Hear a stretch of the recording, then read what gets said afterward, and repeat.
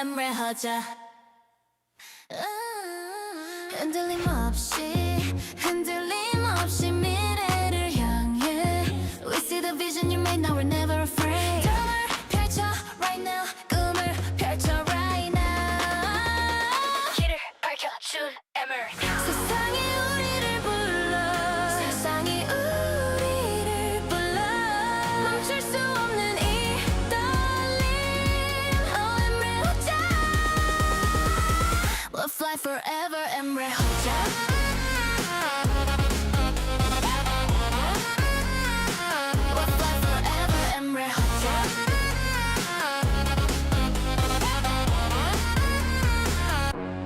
넘어져도 괜찮아 함께라면 두렵지 않아. Got your back, always on the track. 멈출 수 없는 beat. emre하자. 너의 목소리 우리 가슴 속에. Deep inside we feel the soul you show. 함께 걷는 이 길 never let it go. Open your eyes looking at the light. 영원히 빛날 거야 in the night. emre하자 land.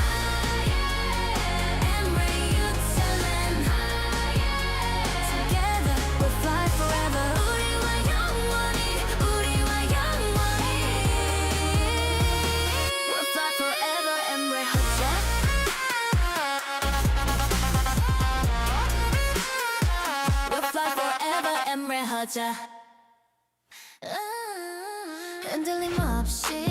흔들림 없이 미래를 향해. We see the vision you made, now we're never afraid. 꿈을 펼쳐 right now, 꿈을 펼쳐 right now. 길을 밝혀줄 emer. 세상이 우리를 불러, 세상이 우리를 불러. 멈출 수 없는 이 떨림. Oh, emre하자. We'll fly forever, emre하자.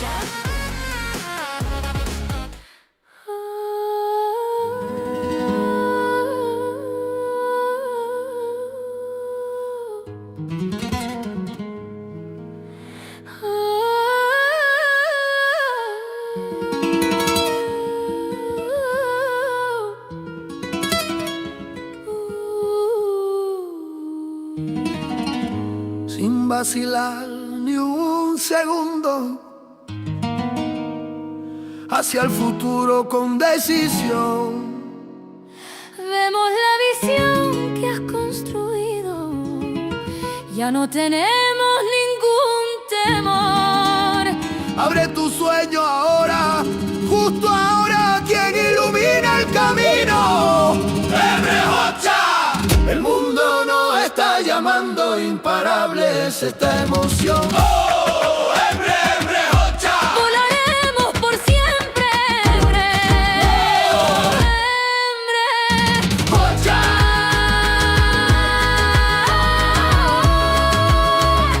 Volar emrehacha.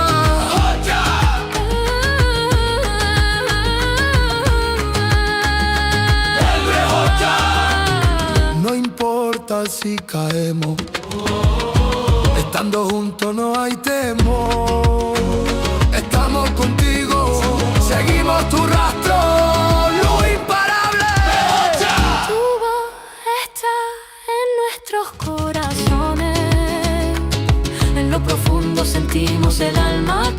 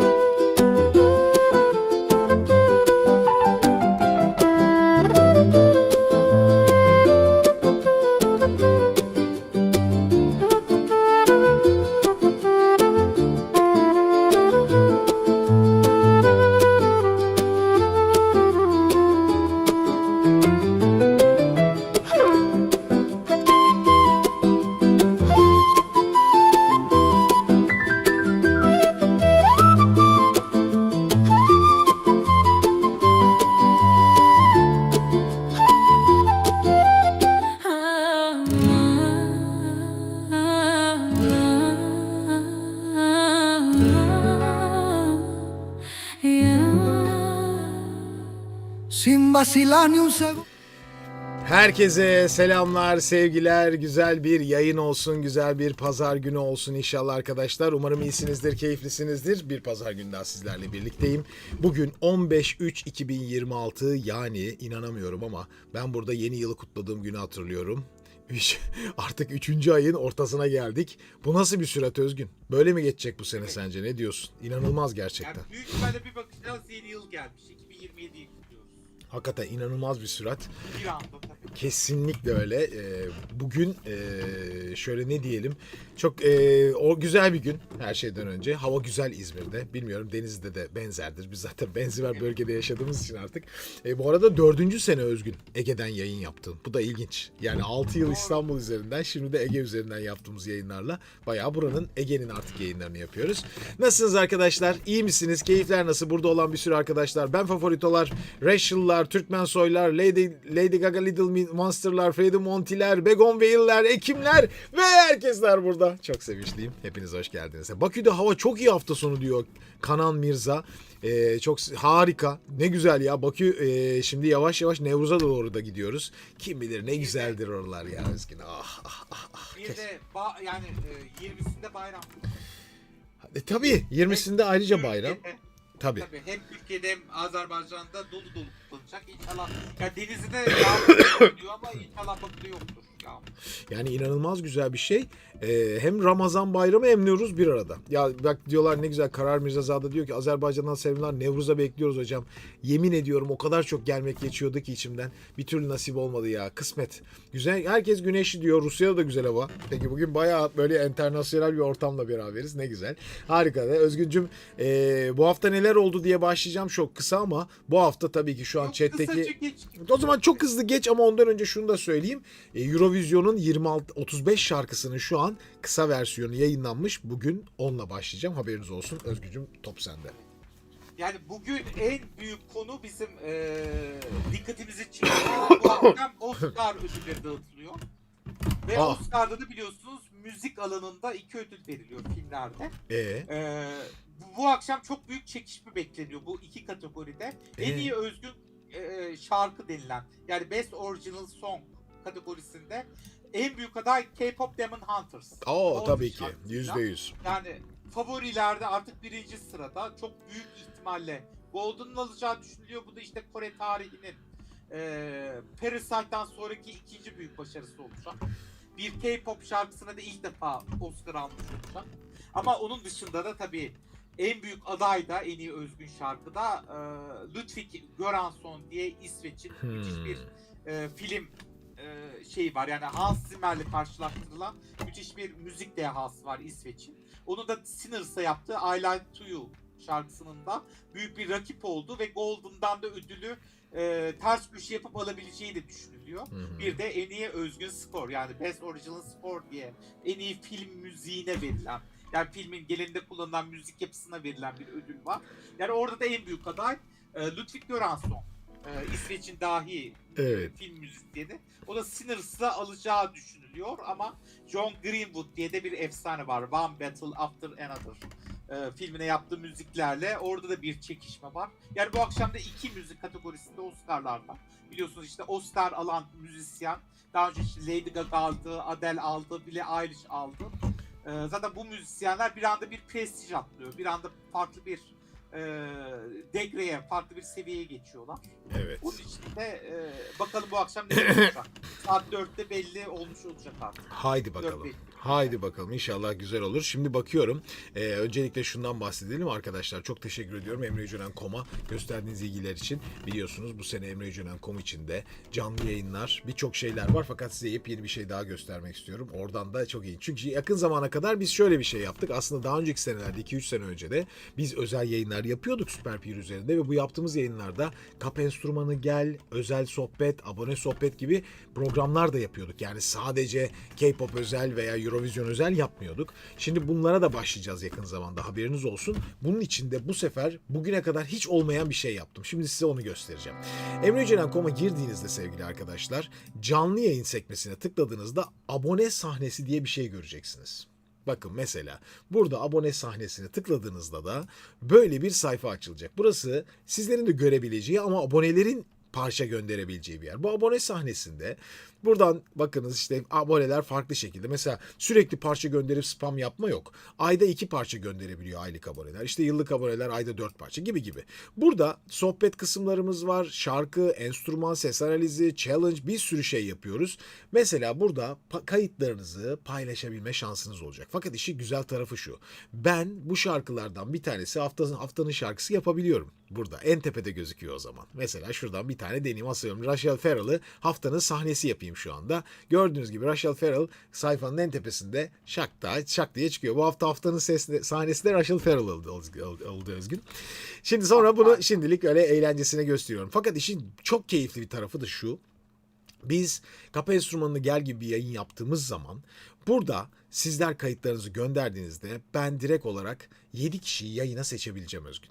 Direkt olarak seçebileceğim ve bu parçalar işte böyle burada gördüğünüz gibi en tepede bu hafta yayına çekilen bakın yayın konukları olarak gözükecek. Yani böyle güzel bir program da yaptım. O nedenle mutlaka emrehocanen.com'a abone olun diye şimdiden yayına başlayayım. Çünkü bir sürü içerik de geliyor. Onları da göreceksiniz. Peki ben de ağırdan yavaş yavaş başlayayım. Önce neler isteniyor? Şöyle chat'i de toplamaya başlayayım. Şöyle yana alayım bunu. Evet tepeden de aldım şimdi. Eurovision'la mı başlayalım yoksa sizle mi başlayalım? Arkadaşlar aylık 25 TL. Yıllık yaparsanız 250 TL. Budur. Tertemiz. Yani hem uygun özellikle yaptım ki herkes gelebilsin diye. Şimdi Erin Morton, Creep analizi vesaire. Bence şöyle yapalım Özgür. Biz Eurovision'la girelim. Hiç böyle şu an özel isteklere bakmayalım. Açalım şu Eurovision'u. Bu kadar uzun süredir bekleniyor. Hadi ben de bunlardan sadece birkaç tanesini gördüm galiba değil mi Özgür? Hepsini de ben de izlemedim. Evet. Hep beraber izleyelim. Bakalım ne fikirler olacak. Bu arada bu videoya %100 telif gelecek. O nedenle yayın bittiğinde down olabilir video veya yayın sürerken down olabilir. O nedenle ayrılmazsınız. Tekrar da yayın açarım inşallah. Bayağı kısacağım sesini, kızmayın bana. Haydi giriyorum Özgüncüm. Bakalım neler yaşanıyor 37 parça kısa versiyonlarıyla. Evet, Eurovision Song Contest. Şöyle kısık Albania. Alice.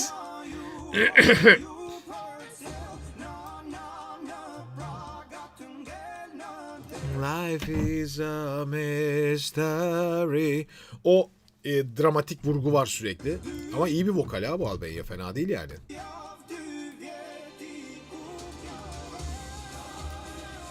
O koro falan. Bayağı ya şey bu. Bayağı Madonna olmuş bu. Koro harika ama ya. Albanya'nın parçası orijinal. Değişik bir parça yapmışlar. Bence vokal de hiç fena değil. Şu kadarcık dinlediğim şeyde de düzenleme de kötü değil. Simon Ermenya.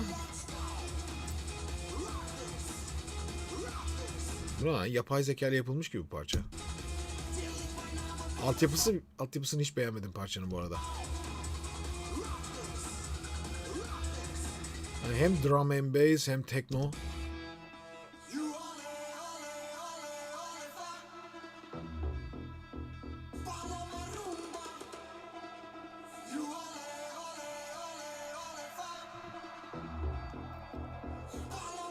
Bayağı böyle tekno festival parçası gibi bir parça olmuş.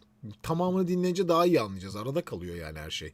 Bir de vokal hiç kötü değil. Bu seneki parçalar evet ilk parçayı dinlediğim zaman şöyle bir şey görüyorum. Hani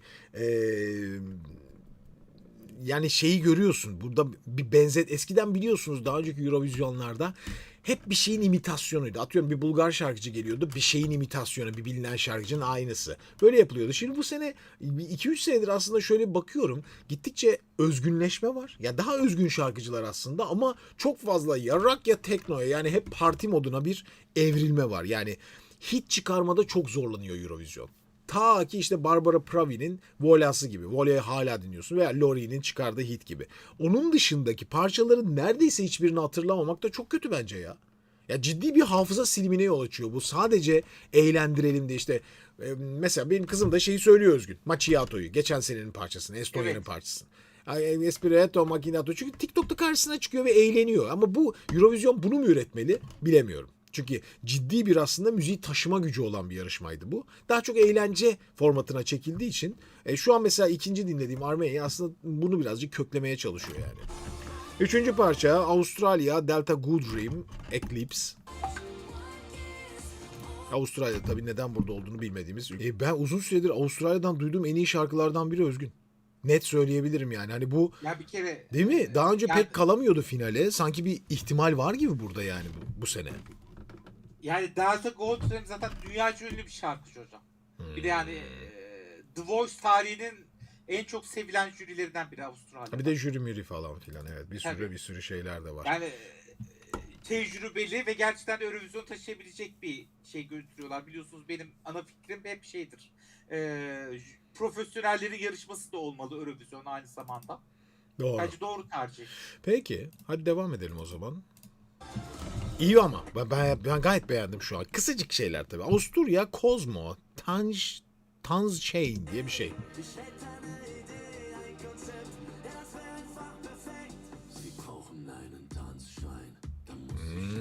Ses rengi harika bu adamın ha. Yani şu var, buraya geçtiğinde böyle bütün sahneyi ve şeyi coşturabilecek bir havası var. Eğer parça nasıl tam bilmiyorum, şu kadarcıktan dinliyoruz tabii. Böyle parça tavanda gidip bir anda buraya iniyorsa enerjisi var.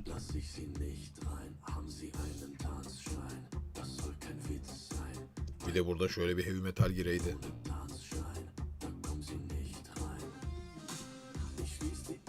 Ya parça işte şey.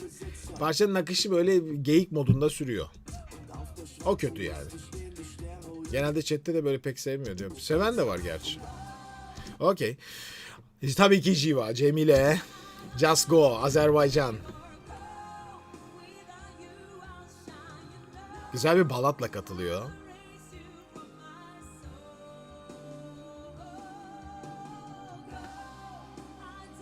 Parçanın şeyi güzel ama aranjesi falan çok tatlı.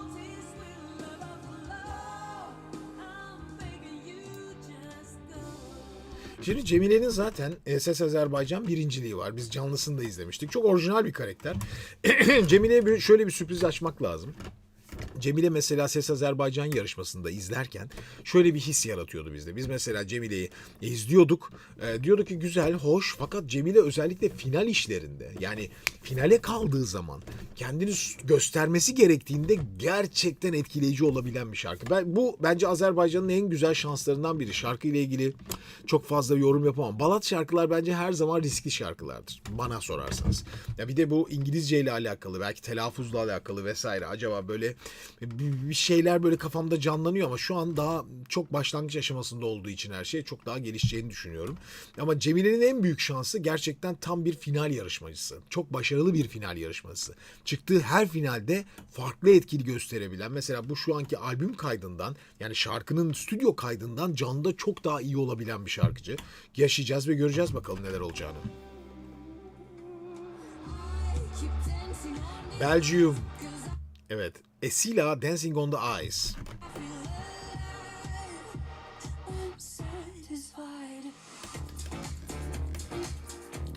Ya bayağı bir elektronik müzik oldu ya bu Özgün. Yani bütün Evet. Eurovision çok fazla elektronik müzik üzerine kurulu artık. Ya parça fena değil ha.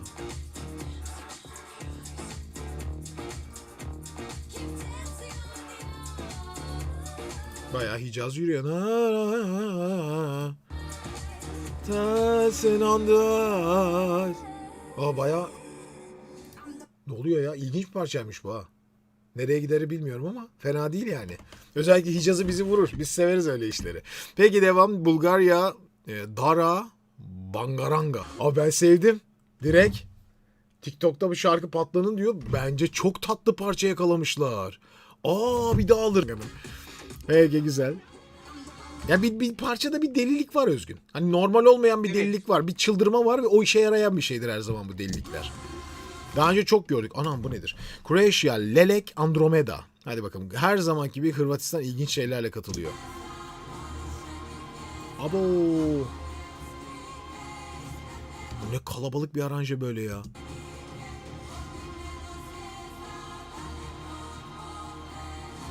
Bunu da hiç sevmedim ya. Çok kötü bir aranjesi var. Çok kalabalık.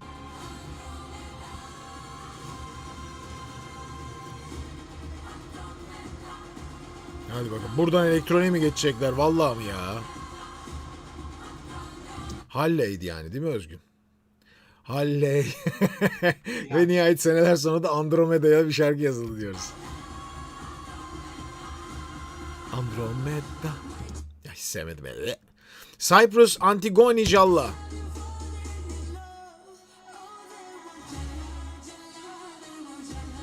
Bu Hicaz fırtınası ya. Her yer Hicaz dolmuş bu sene. Ne oluyor bu sene böyle? Bu çok etnik bir şeyler de var yani. Elektronun içinde bir etnik grupta var. İlginç. Jalla.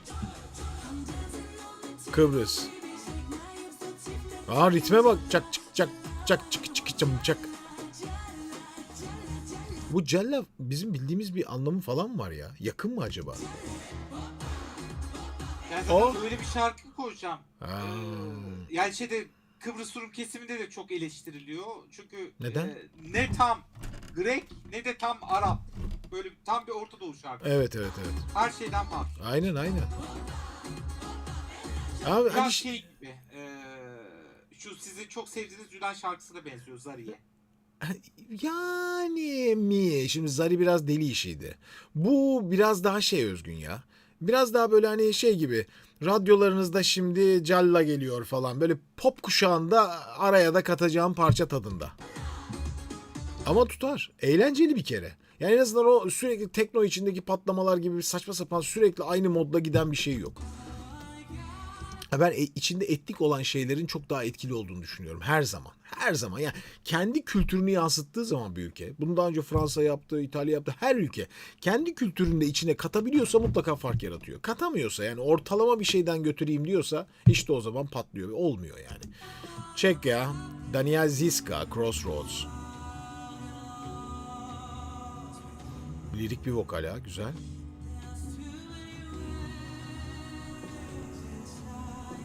Çok meditatif bir şarkıyla katılmışlar. Ne olmuş bu? Ben Bulgaristan. Şu an benim bir numaram o. Babaranga mı neydi? Bangaranga pardon.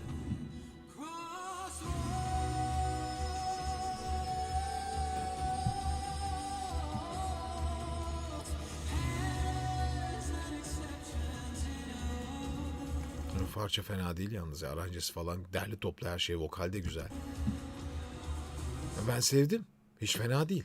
Denmark Soren Torpegard Lund for Vigarhjem.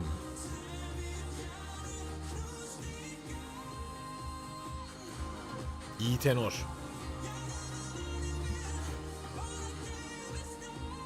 Oo iyi tenor. İyi şarkıcı. Aa sonunda ne oldu?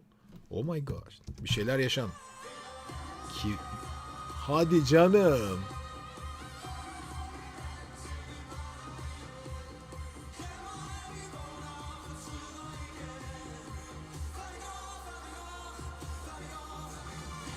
Denmark iş yapabilir Özgün. Onu söyleyeyim. Evet. Yani evet sahne Aslında- kostümleri falan biraz abartılı ama vokal iyi bir vokal. Güçlü bir vokal. Ve farklı ses rengiyle geniş vokalli bir şarkı. Ve şarkı da fena değil. Sahne tam Eurovision tipi şarkı bunlar yani dediğim. Bir de Soren Aslan hocam Broadway ekolünden gelen bir müzikalci. Ya da sahnede şarkı söyleyen bir Bak şunu da söylüyorlar. Grönland oyaları da var tabii Televott'ta. Ya. Ya siyaset de girecek tabii. Zaten bu senenin siyasetini şu an konuşmak bile istemiyorum. Artık midem kaldırmıyor yani açıkçası. 100 kere söyledik. Daha da kim bilir neler söyleyeceğiz. Hani ben bu sene aslında yayın yapmama taraftarıydım. Gerçekten öyleydim. Hani çünkü böyle midem bulanıyor bazı şeylerden. Ama yani hiç yapmadığım zaman da bu sefer hiç konuşulmayacak gibi geliyor. Aslında bazı şeyleri de konuşmak lazım. Her türlü iyisiyle kötüsüyle korkmamıza gerek olduğunu düşünmüyorum ve açık bir yayın yapıp açıkçası zaten 100 kere de fikirlerimizi söyledik, gene de söyleyeceğiz. Estonya, Vanilla Ninja, too epic to be true.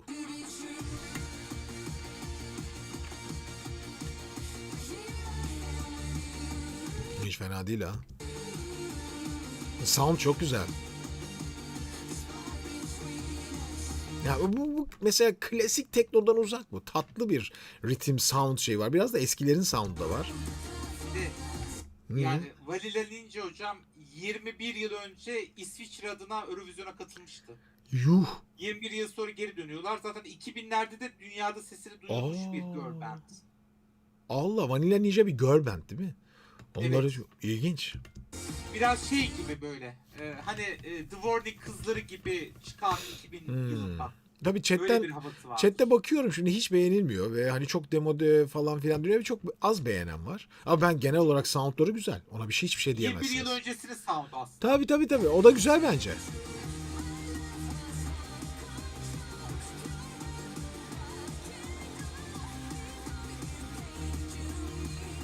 Ben vokallerini de çok beğendim. Bu kötü bir grup değil ya. Hani tamam şey olarak bakabiliriz ya parçayı sevmezsin, anladın mı? Tarzlarını sevmezsin, yaşlı bulursun ama yapılan müzik kötü mü? Hayır yani. Değil abi.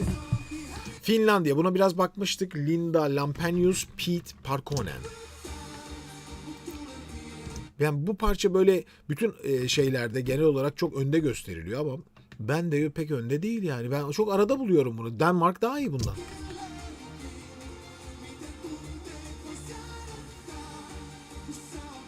Ya ben mesela bu solistin canlıda çok iyi okuyabileceğine inanmıyorum yani. Birazcık dağılacak gibi geliyor bana. Böyle akustiklerine falan da baktım. Sıkıntı var. Çok back vokal gizli parça yapmışlar yani.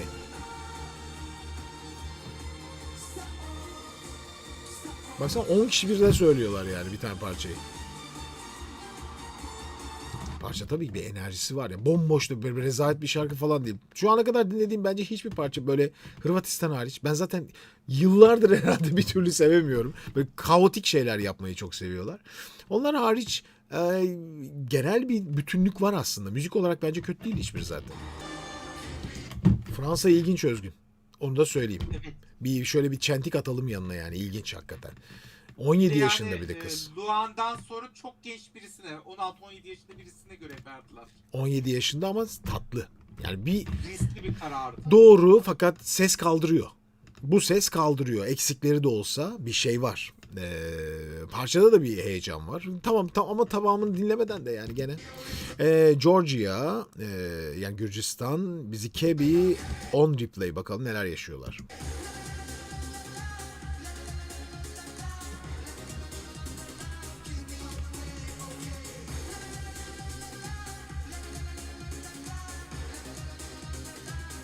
O ritmi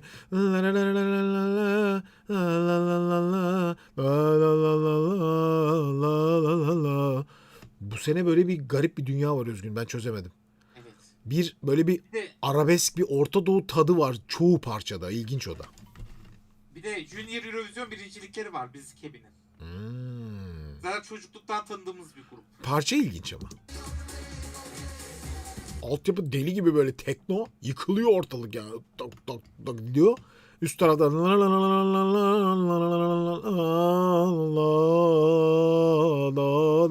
bir şey var yani. Baksana abi. Tabii içine de koymuşlar. Oo gırtlaklar falan da var. İlginç. Ya bu parçalar çok sürpriz parça katılmış Özgün. Yani böyle standarda uymamışlar aslında bu sene ilginç bir şekilde. Herkes böyle biraz daha özgür takılmış.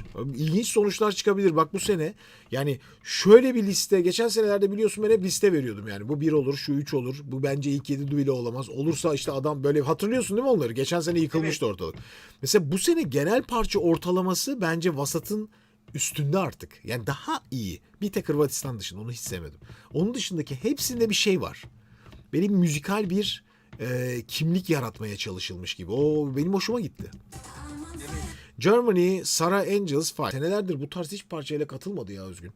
Yani böyle bayağı klasik Yunanistan katılsa bu parçayla dersin ki tam klasik işte Yunanistan parçası. Bayağı Almanya o tat bir şarkıyla katılıyor şu anda. Ben ilk defa görüyorum. Her sene Almanya bir sürpriz dener. Ya bir garip rockçı ya ilginç bir popçu. Ama bu tam böyle şey yani klasik, çok klasik Yunanistan parçası gibi. Bir tek içinde böyle şey yok yani buzuki yok. Zaten olay şu hocam. Harika. Almanya ulusal finalle karar verdiği için halk oyları bu tarz şarkıları daha çok. Çünkü Almanya'nın genel olarak içinde de Var Almanlar yani. başka milletler de yaşıyor. Malta şarkısı gibi yazmış arkadaş. Kesinlikle ya. Her sene Malta böyle parçayla gelirdi yani. Kızın sesi güzel ama iyi şarkıcı. Ona bir şey diyemeyiz. Ama yine de bir şey diyeyim mi? Canlısında bunun ne yapacağını bilemezsiniz abi. Çünkü orta ton söylüyor. Ne çok tiz ne ara. İyi de söyleyebilir. Bu enerji çıkmayabilir. Göreceğiz. Hayda. Lav silahları falan. Hayırdır derdin ne? Yani Almanya'nın bu idolleri, ikonları kullanması da ne kadar sevimli. Bence sevimli falan değil. Çok tipsiz bir şey yani. Gereksiz. Yani bence Almanya başarılı olamaz. İlginç. Ha bakalım geliyor. Grease, Atlas Ferto. Bunu bir ara dinlemiştim. Fena dememiştim. Silah tutunca aklıma Maru Gevdi yazan var Özgün.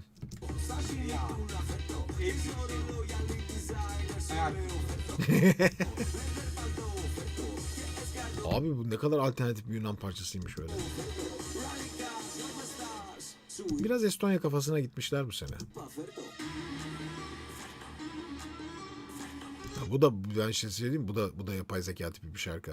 Haberiniz olsun. 2 taneyi fena yakalamış durumdayım.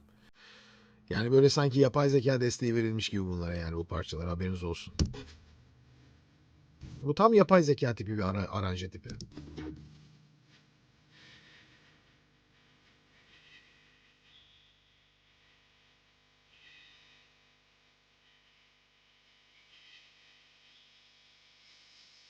Ya böyle eğlendirelim bakalım oradan yürürsek ekmek var mı? Öyle bir parça. Ortalama. İsrail. Noam Bettam Michel. Bayağı aslında tip olarak Fransız şarkılarını andırmıyor mu? Demek bir hedef var yani. Fransız parça. Geçen senelerde bu tarz seslerle kim katılmıştı? Jötem diye bir parçayla katılmıştı ya. Silimane. Onun sesini andırmıyor mu? Bakın. Vokal tekniği çok andırıyor bakın. Bak. Görüyorsunuz değil mi? Bayağı o. Sadece altyapı böyle birazcık Cezayir sound'u. Bu gerçek ses değil bu arada. Haberiniz olsun. Şu. İçine çok vokal sağlanmış, saklamışlar. Kafa sesi yetmemiş. Biraz zayıf kalmış. Canlısını göreceğiz Özgün. Bak canlısı sıkıntılı olabilir Noam Bettam'ın. Şurası. Bu ses düzeltilmiş bir ses. Haberiniz olsun. Gördünüz mü? Kafa sesleriyle gidiyor yukarısı.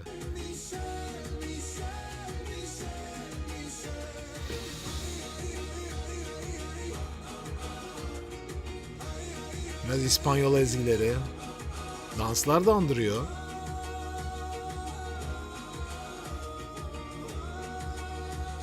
Yani o şey ortalama şöyle bir şey söyleyeyim size. Geçen senelerde mesela katılan İsrail parçaları vardı. Mesela geçen sene bir slow parçayla katıldılar. Ondan önce başka bir parçayla katıldılar. Bundan çok daha iyi parçalarla katıldılar. Bak bundan daha iyi parçalarla katıldılar mesela.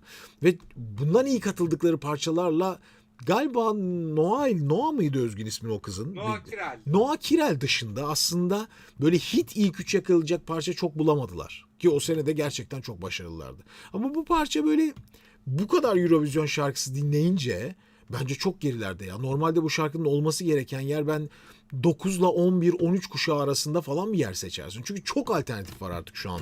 Ki bir de bu sene katılmayan 5 tane kafa ülke var. Bildiğin kafa katılmadılar yani hani İsrail yüzünden. Bu kadar kafa ülkenin de çıktığı bir yarışmada yine de katılan parçalar bence İsrail'in şu anki bu şarkısıyla dengelendiğinde yani çok kolay yarışabilecek parçalar. Daha önceki seneler daha yarışmacıydı İsrail şarkıları. Onu demeye çalışıyorum. Daha yarışmacı şarkılar gönderiyorlardı. Bu bence biraz daha ortalama. Dediğim gibi ben chatte okuyorum şimdi genelde hani şey diyorlar. Yani jüri oylamasının dışında şeyle beraber halk oylamasıyla falan yürüme var ama göreceğiz. Yani hem vokalde defo olabilecek bir şey var. Ya canlıda tam istemedikleri gibi bir şeyler olabilir. İstedikleri çıkmayabilir. Ama bunun haricinde bahsettiğim gibi bir parça. Devam edelim. İtalya, Sal da Vinci, Parsiem. Tatlı değil mi ya? Çok kendi kimliklerine dönmüş bir parça yakalanmış bence Özgün. Ya böyle İtalyancası da adamın böyle hani ya ben sanki İtalyan ustası falan değilim ama duyduğum şeyin içinde şey var yani böyle kök bir yapı var. Birazcık daha böyle nasıl diyeyim hani yerel bir şey tadı var okuyuşunun. Onu da bilmiyorum. Bana öyle geldi yani. Latvia Atvara Ena.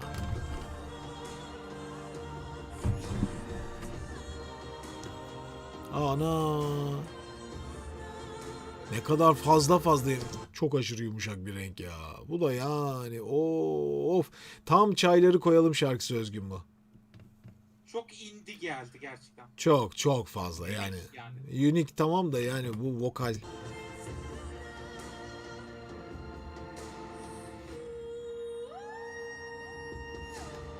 Çayları koyalım kalkalım değil mi? Yani bu şarkı geldiğinde çaylarını koyacaksın. Başka işleri yapacaksın falan. Bulaşıklar içerideydi falan. Sonra bitti mi parça öyle.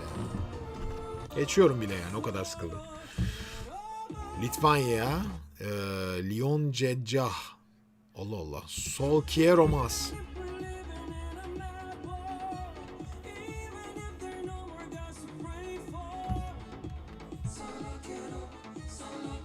Ben solo quiero más.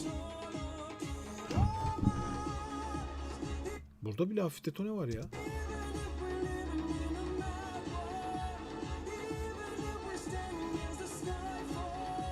Ama sözler falan anlamlı sözlerle yazılmış bir parça bu arada. İlginç. O tarafı belki çekici olabilir. Çünkü genelde şu anda söz üzerinde giden bir şey görmedik. Eğlence üzerinde giden çoğu şey var.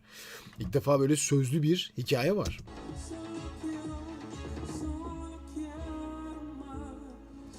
İlginç.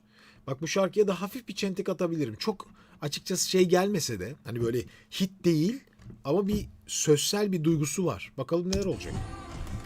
Luxemburg, Eva Maria, Mother Nature. Ha buna bakmıştık. İyi şarkıcı falan demiştik. Hatırladım.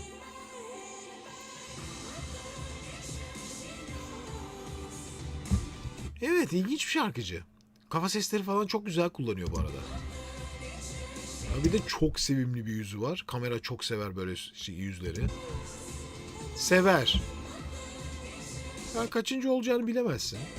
Bilemezsin, tahmin edemezsin ama yani böyle içimden geçen bir his orta sıraları hissettiriyor. Kötü değil. Kendine has bir tarzı var. Kıyafetinden, davranışına, bakışına çok iletişimci bir bakış görüyorsunuz değil mi? Kocaman açıyor gözlerini yani. Ya acayip bir kız. Nereden bulmuşlar bu kızı? Kesin bu oyuncu falan Özgün. Yani olabilir. İşte Luxemburg son kontestan seçildi. Ve 3. sırada da İrem vardı. İrem Sosay. Biliyorum. Eva Maria. Daha Ben önce konuk olmuştu. bak bir tek bu kıza bakacağım. Eva Maria. Eva Maria Luxemburg şarkıcı ve şarkı yazarı. Luxemburg'u Mother Nature adlı şarkıyla temsil edecek. Bakın neymiş. Bunu merak ettim kızı. Değişik bir tip. Slovenya bebeğinlerin çocuğu olarak Lüksemburg'da doğdu, burada büyüdü. Ana babasının Martin Natya Purs'tur. İşte babası aslen Ljubljana'dır. Yani Lüksemburg konservatuarında çok ünlü eğitim aldı. O aynı konservatuarından. Keman şampiyonu, basket eğitimi görerek caz klasikten pop rock kültürüne kadar bir sürü şey öğrendi. Yapaz çalışmalar yaptı. İlginç. Ama bu iletişimcilik müthiş. Gerçekten harikulade.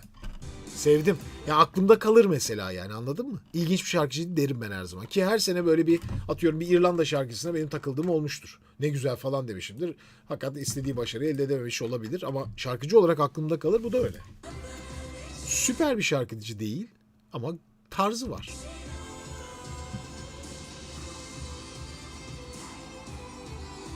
Bence çok güzel bir şarkı bu arada. Tatlı. Baksana kızın hareketlerine falan bakın. Aman Allah'ım. Çok şeker Özgün. Çok şeker. Ben çok sevdim bu kızı. Yani keşke bir röportaj yapsak mesela. Ne efsane olur bizim için. Yazalım hocam. Yazalım. Ben severim böyle. Evet. Özgün şu linki de açar mısın Burak Çiftçi'nin Süper Chat'ten attığı. Malta Aydan Bella.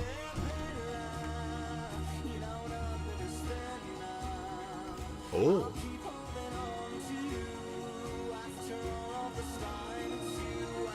Altyapı harikulade yaylılar falan.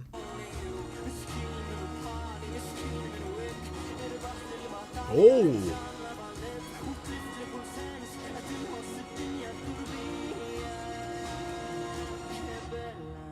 Oo. Parçalar çok güzel Özgün ya. Ben ilk defa bu sene zevkle bir Eurovision izleyebilirim. O da ilginç yani. Yani güzel şarkılar var. Mesela vokal acayip inanılmaz bir vokal değil. Ama şarkı güzel. Mesela. Çok ilginç değil mi? Ya bir de Aydan sürekli katıldı ulusal finale. Yani yıllardır çabalıyor. İlk defa o şansı elde etti, finale gitme şansını. Yani Zaten o tecrübe de var. Her zaman evet. diyorum ya, tecrübe çok önemli Eurovision'da diye. Bir de mesela şeyi de düşün Özgün. Uzun süredir ben 4-5 senedir yaptığımız 5-6 sene bile olabilir yani. Çoğu yayın Yani bütün yayınları izliyorduk falan ama yani birçok şarkıyı of bu da geldi, öf bu da geldi falan da izliyorduk yani. Şimdi bu sene böyle genel olarak müzik düzeyi gayet keyifli. Ya bayağı dinleyebileceğiniz şarkılar var aralarında, zevkle böyle bir konser tadı var aslında. Ne güzel şarkıydı biraz önceki. Ben bayıldım. Moldova Satoshi. Viva Moldova. Aha. Bu arada ne kadar çok İspanyolca kelime kullanılmış. Hayırdır ya?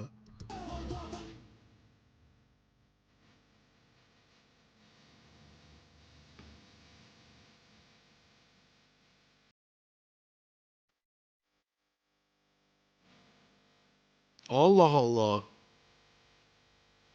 Bayağı ska grubu katılmış ya. Punkçılar. Eğlenceli ama. Yani şey değil işte. İmitasyon yok. Kendi tarzı olan şarkıcılar çoğunlukla katılmış. Bu da ilginç. Tamara Zivkovic, Norva Zora. Montenegro. Ya işte bunlar böyle güzel şarkılar, güzel sesler ama parçalar yani. Of. Çayları doldur. Yani şu ritim ve müzik. Haydi bakalım. Yani çok klasik ya her şey ya. Hiç sevmediğim bir şarkı oldu şimdi, bu da gitti. Evet, Norveç, Jonas Low, ya ya ya. Oo. Abi çok iyi şarkıcı gelmiş. Jonas dağıtır orayı, söyleyeyim size. Şarkıcı gelmiş. Freddie Mercury katılıyor bu sene Özgün. Evet. Tam bir Freddie Mercury. Ya. Bazıları Harry Styles APK yazıyorlar da. Ama iyi şarkıcı. Ya dedim ya, tam bir Freddie Mercury. Aman Allah'ım, Alicia Shempinska. Tekrar mı katıldı bu sene? Haydi. Ulan Zaten gidemedik hocam. 2020'de iptal edildi yarışma. Tüh. Tüh. Hiç yarışamadı bugüne kadar. Alicia Shempinska, Pray.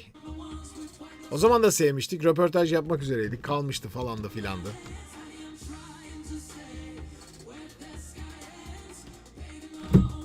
Polonya adına katılacak. Daha önce Polonya adına katılan unutulmaz şarkıcılar hatırlıyoruz. Alicia da onlardan biri. Fena değil ha.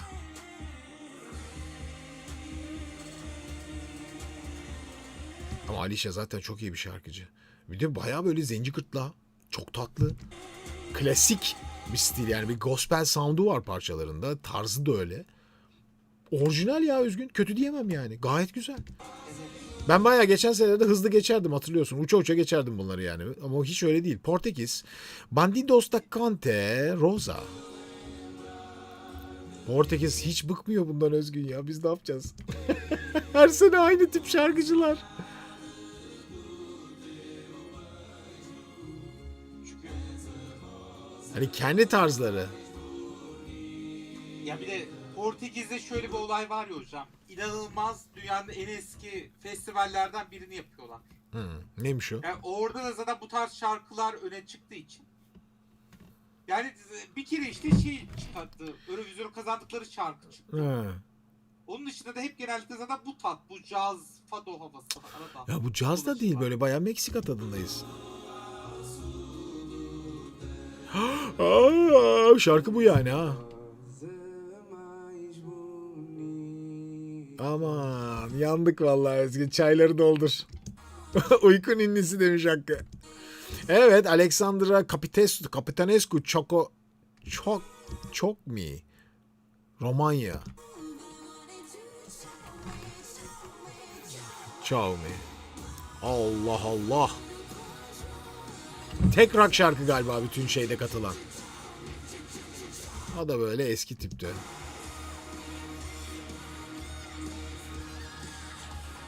Eğer canlıda bunları yapıyorsa, yapabiliyorsa, çünkü bayağı tiz sesler bunlar. Eğer bunları yapıyorsa yakar. Ama çok geriden geliyor. Bir dikkat edin.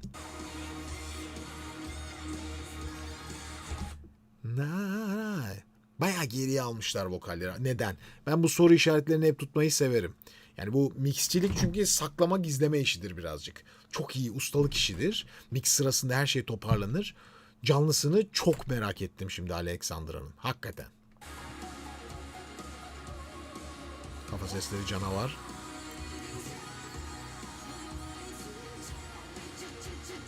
Şarkıyı hiç sevmedim. Şarkıcı hiç fena değil.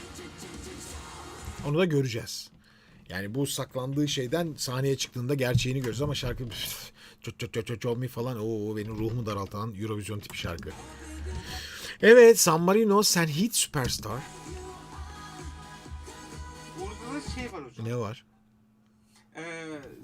Normalde bu şarkıyı Boy George'la söylüyorlar. Ama Boy George'un Eurovision'a gitme konusu dünya turunda olduğu için şüpheliydi.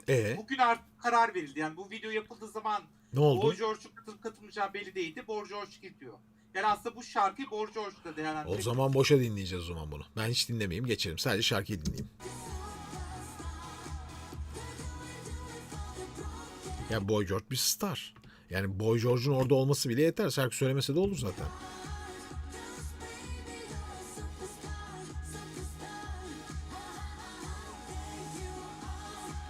Yani çok klişe bir şarkı bu arada. Yani bakalım Boy George nasıl kurtulanacak bu şarkıyı. Ve Eurovision tarihinde Eurovision'a katılan en çok katılan ikinci kişi Sendit. 4. Eurovision. Sibel Tüzün olamayacak asla. Aynen öyle. Sahne şovu falan da vasat. Çok işleri var bunların. San Marino'nun. Buna ilk turu zor geçer Özgün ya bu. Ya Boy George etkisiyle finale kalır. Göreceğiz. Göreceğiz. Evet, Maneskin katılmış galiba Sırbistan adına. Lavina Krajmane. Evet, Maneskin bu. Bir garip Baltık metal grubu olmuşlar. Aman yarabbi.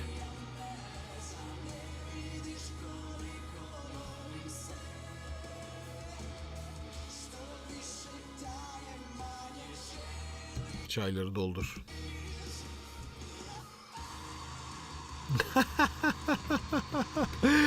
Aman Allah'ım, inanamıyorum.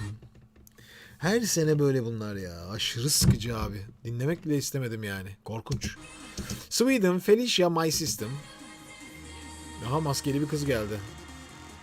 Haydi bakalım. İsveç neler yapıyor Özgün? Herkesin sevgilisi olur lan Felicia. Yani şöyle bir şey söyleyeyim. Aranje harika. Tabii İsveç bu işin bir numarası olduğu için dünyada.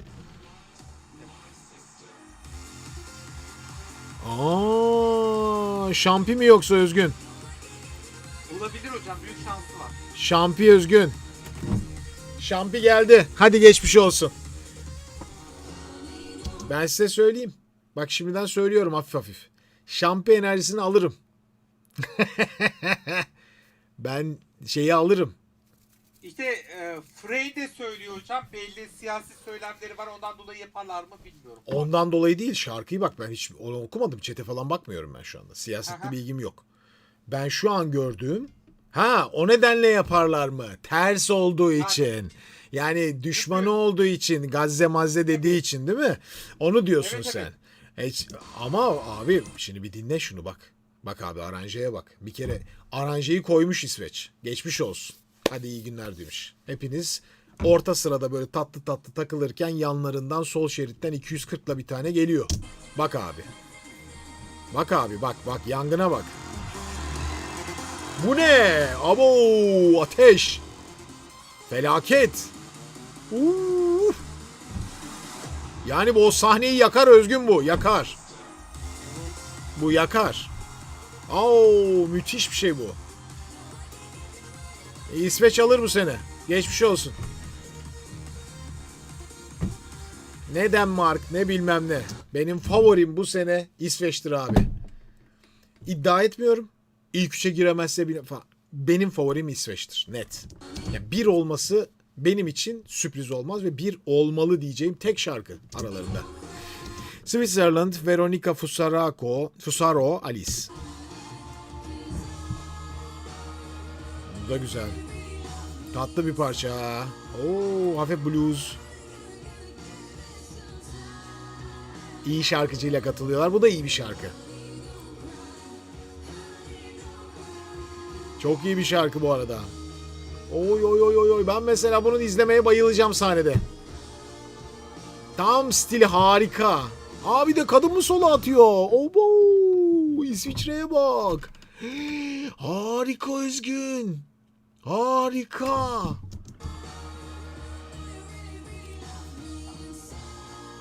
Çok tatlı. Bu benim için İrlanda vibe'ı. Onu da söyleyeyim yani. Ben yaparım ilk turda eğlenir ama benim için şampidir yani. Benim için öyle çok başarılı. Tam istediğim şarkıcı işte abi. Becerili, yetenekli, karakterli, stil, ruh. Var oğlu var. Üf. Çok iyiymiş. Evet, Ukrayna, Leleka, Rhythm.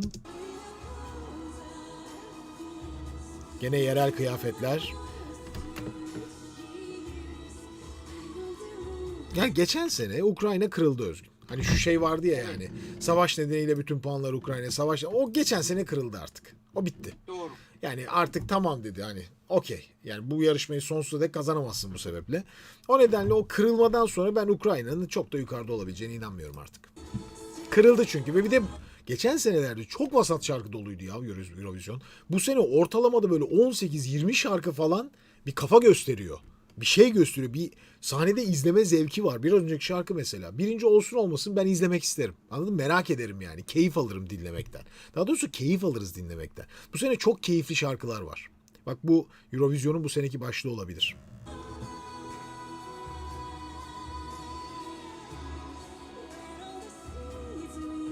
Hiç fena değil şarkıcı bu arada. İletişimi de çok güzel. Bayağı dostluk, kardeşlik üzerine. Onu hissediyorsun yani hani. Gülümseyerek herkesi kucaklayan. Yani ülkelerin aslında tabii ki şarkıcıları böyle arenalarda yani siyasi bir anlatıma da bürünüyorlar Özgün. Bu hele Ukrayna'yı olduğu zaman ya bir yandan da normal karşılıyorsun. Ne diyebilirsin? Baksana yani kardeşlik, dostluk hissediyorsun yani. Evet, İngiltere geliyor. Her senenin banko sonuncusu. Eins, zwei, drei. 1, 2, 3. Look mom no computer. Çok acayip isim var. Ay çok eğlenceli ya. Böyle grup ismi mi olur? Bu ne lan? Look mom no computer. Ve bütün arka taraf tamamen bilgisayar değil mi? Saçma sapan ya. Eğlenceli ne diyeyim? Çok iyi kafa. Allah'ım ya Rabbim ya neler yaşayacağız. Sevdim. Yine de sevdim yani. Bir şeyi var en azından. Bir komedisi var.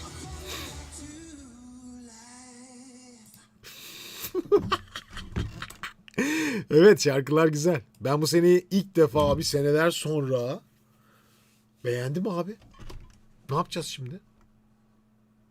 Yani Vallahi beğendim. şöyle Ne olacak şimdi? 35 ülkeyiz yani yıllar sonra ilk defa bu kadar düşük sayıya düştü. Ha. Tabi aslında birinci olma şansı çok artsa dahi o kadar fazla şarkı var. Yani analizlerde de görüyoruz çok bir ülke dışında çok öne çıkan böyle hep az farklarla çok öne çıkanlar var.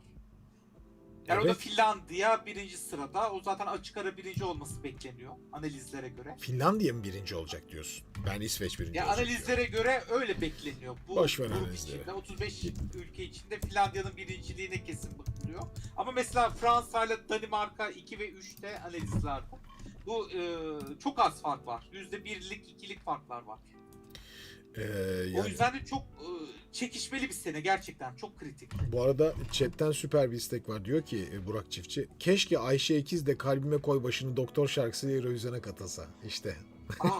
Ama işte sanat müziği katılamıyor. Evet, Çünkü, evet. 1 Ekim 2025'ten itibaren katılınabiliyor şarkı. Evet. Recep Yeni bir sanat müziği eser icra edilmesi gerekiyor. Tamam ben chatten almaya başladım arkadaşlar. Şu an ateş edebilirsiniz. Süper chatlerin hepsini yapmaya çalışacağım. Albanya kazanacak diye hissediyorum ben diyor. İmkansız diyorum ben de sana. Net olarak söyleyeyim. Hiç yani Albanya'nın böyle bir şansı yok bu yarışmada. Kesinlikle. Olursa da şoka gireriz yani. Ben olacağını sanmıyorum zaten. Peki. Yani bu yıl 70. yılı ya hocam. Ben hep şeye inanırım. Her 10 yılda bir Eurovision değişimi uğrar.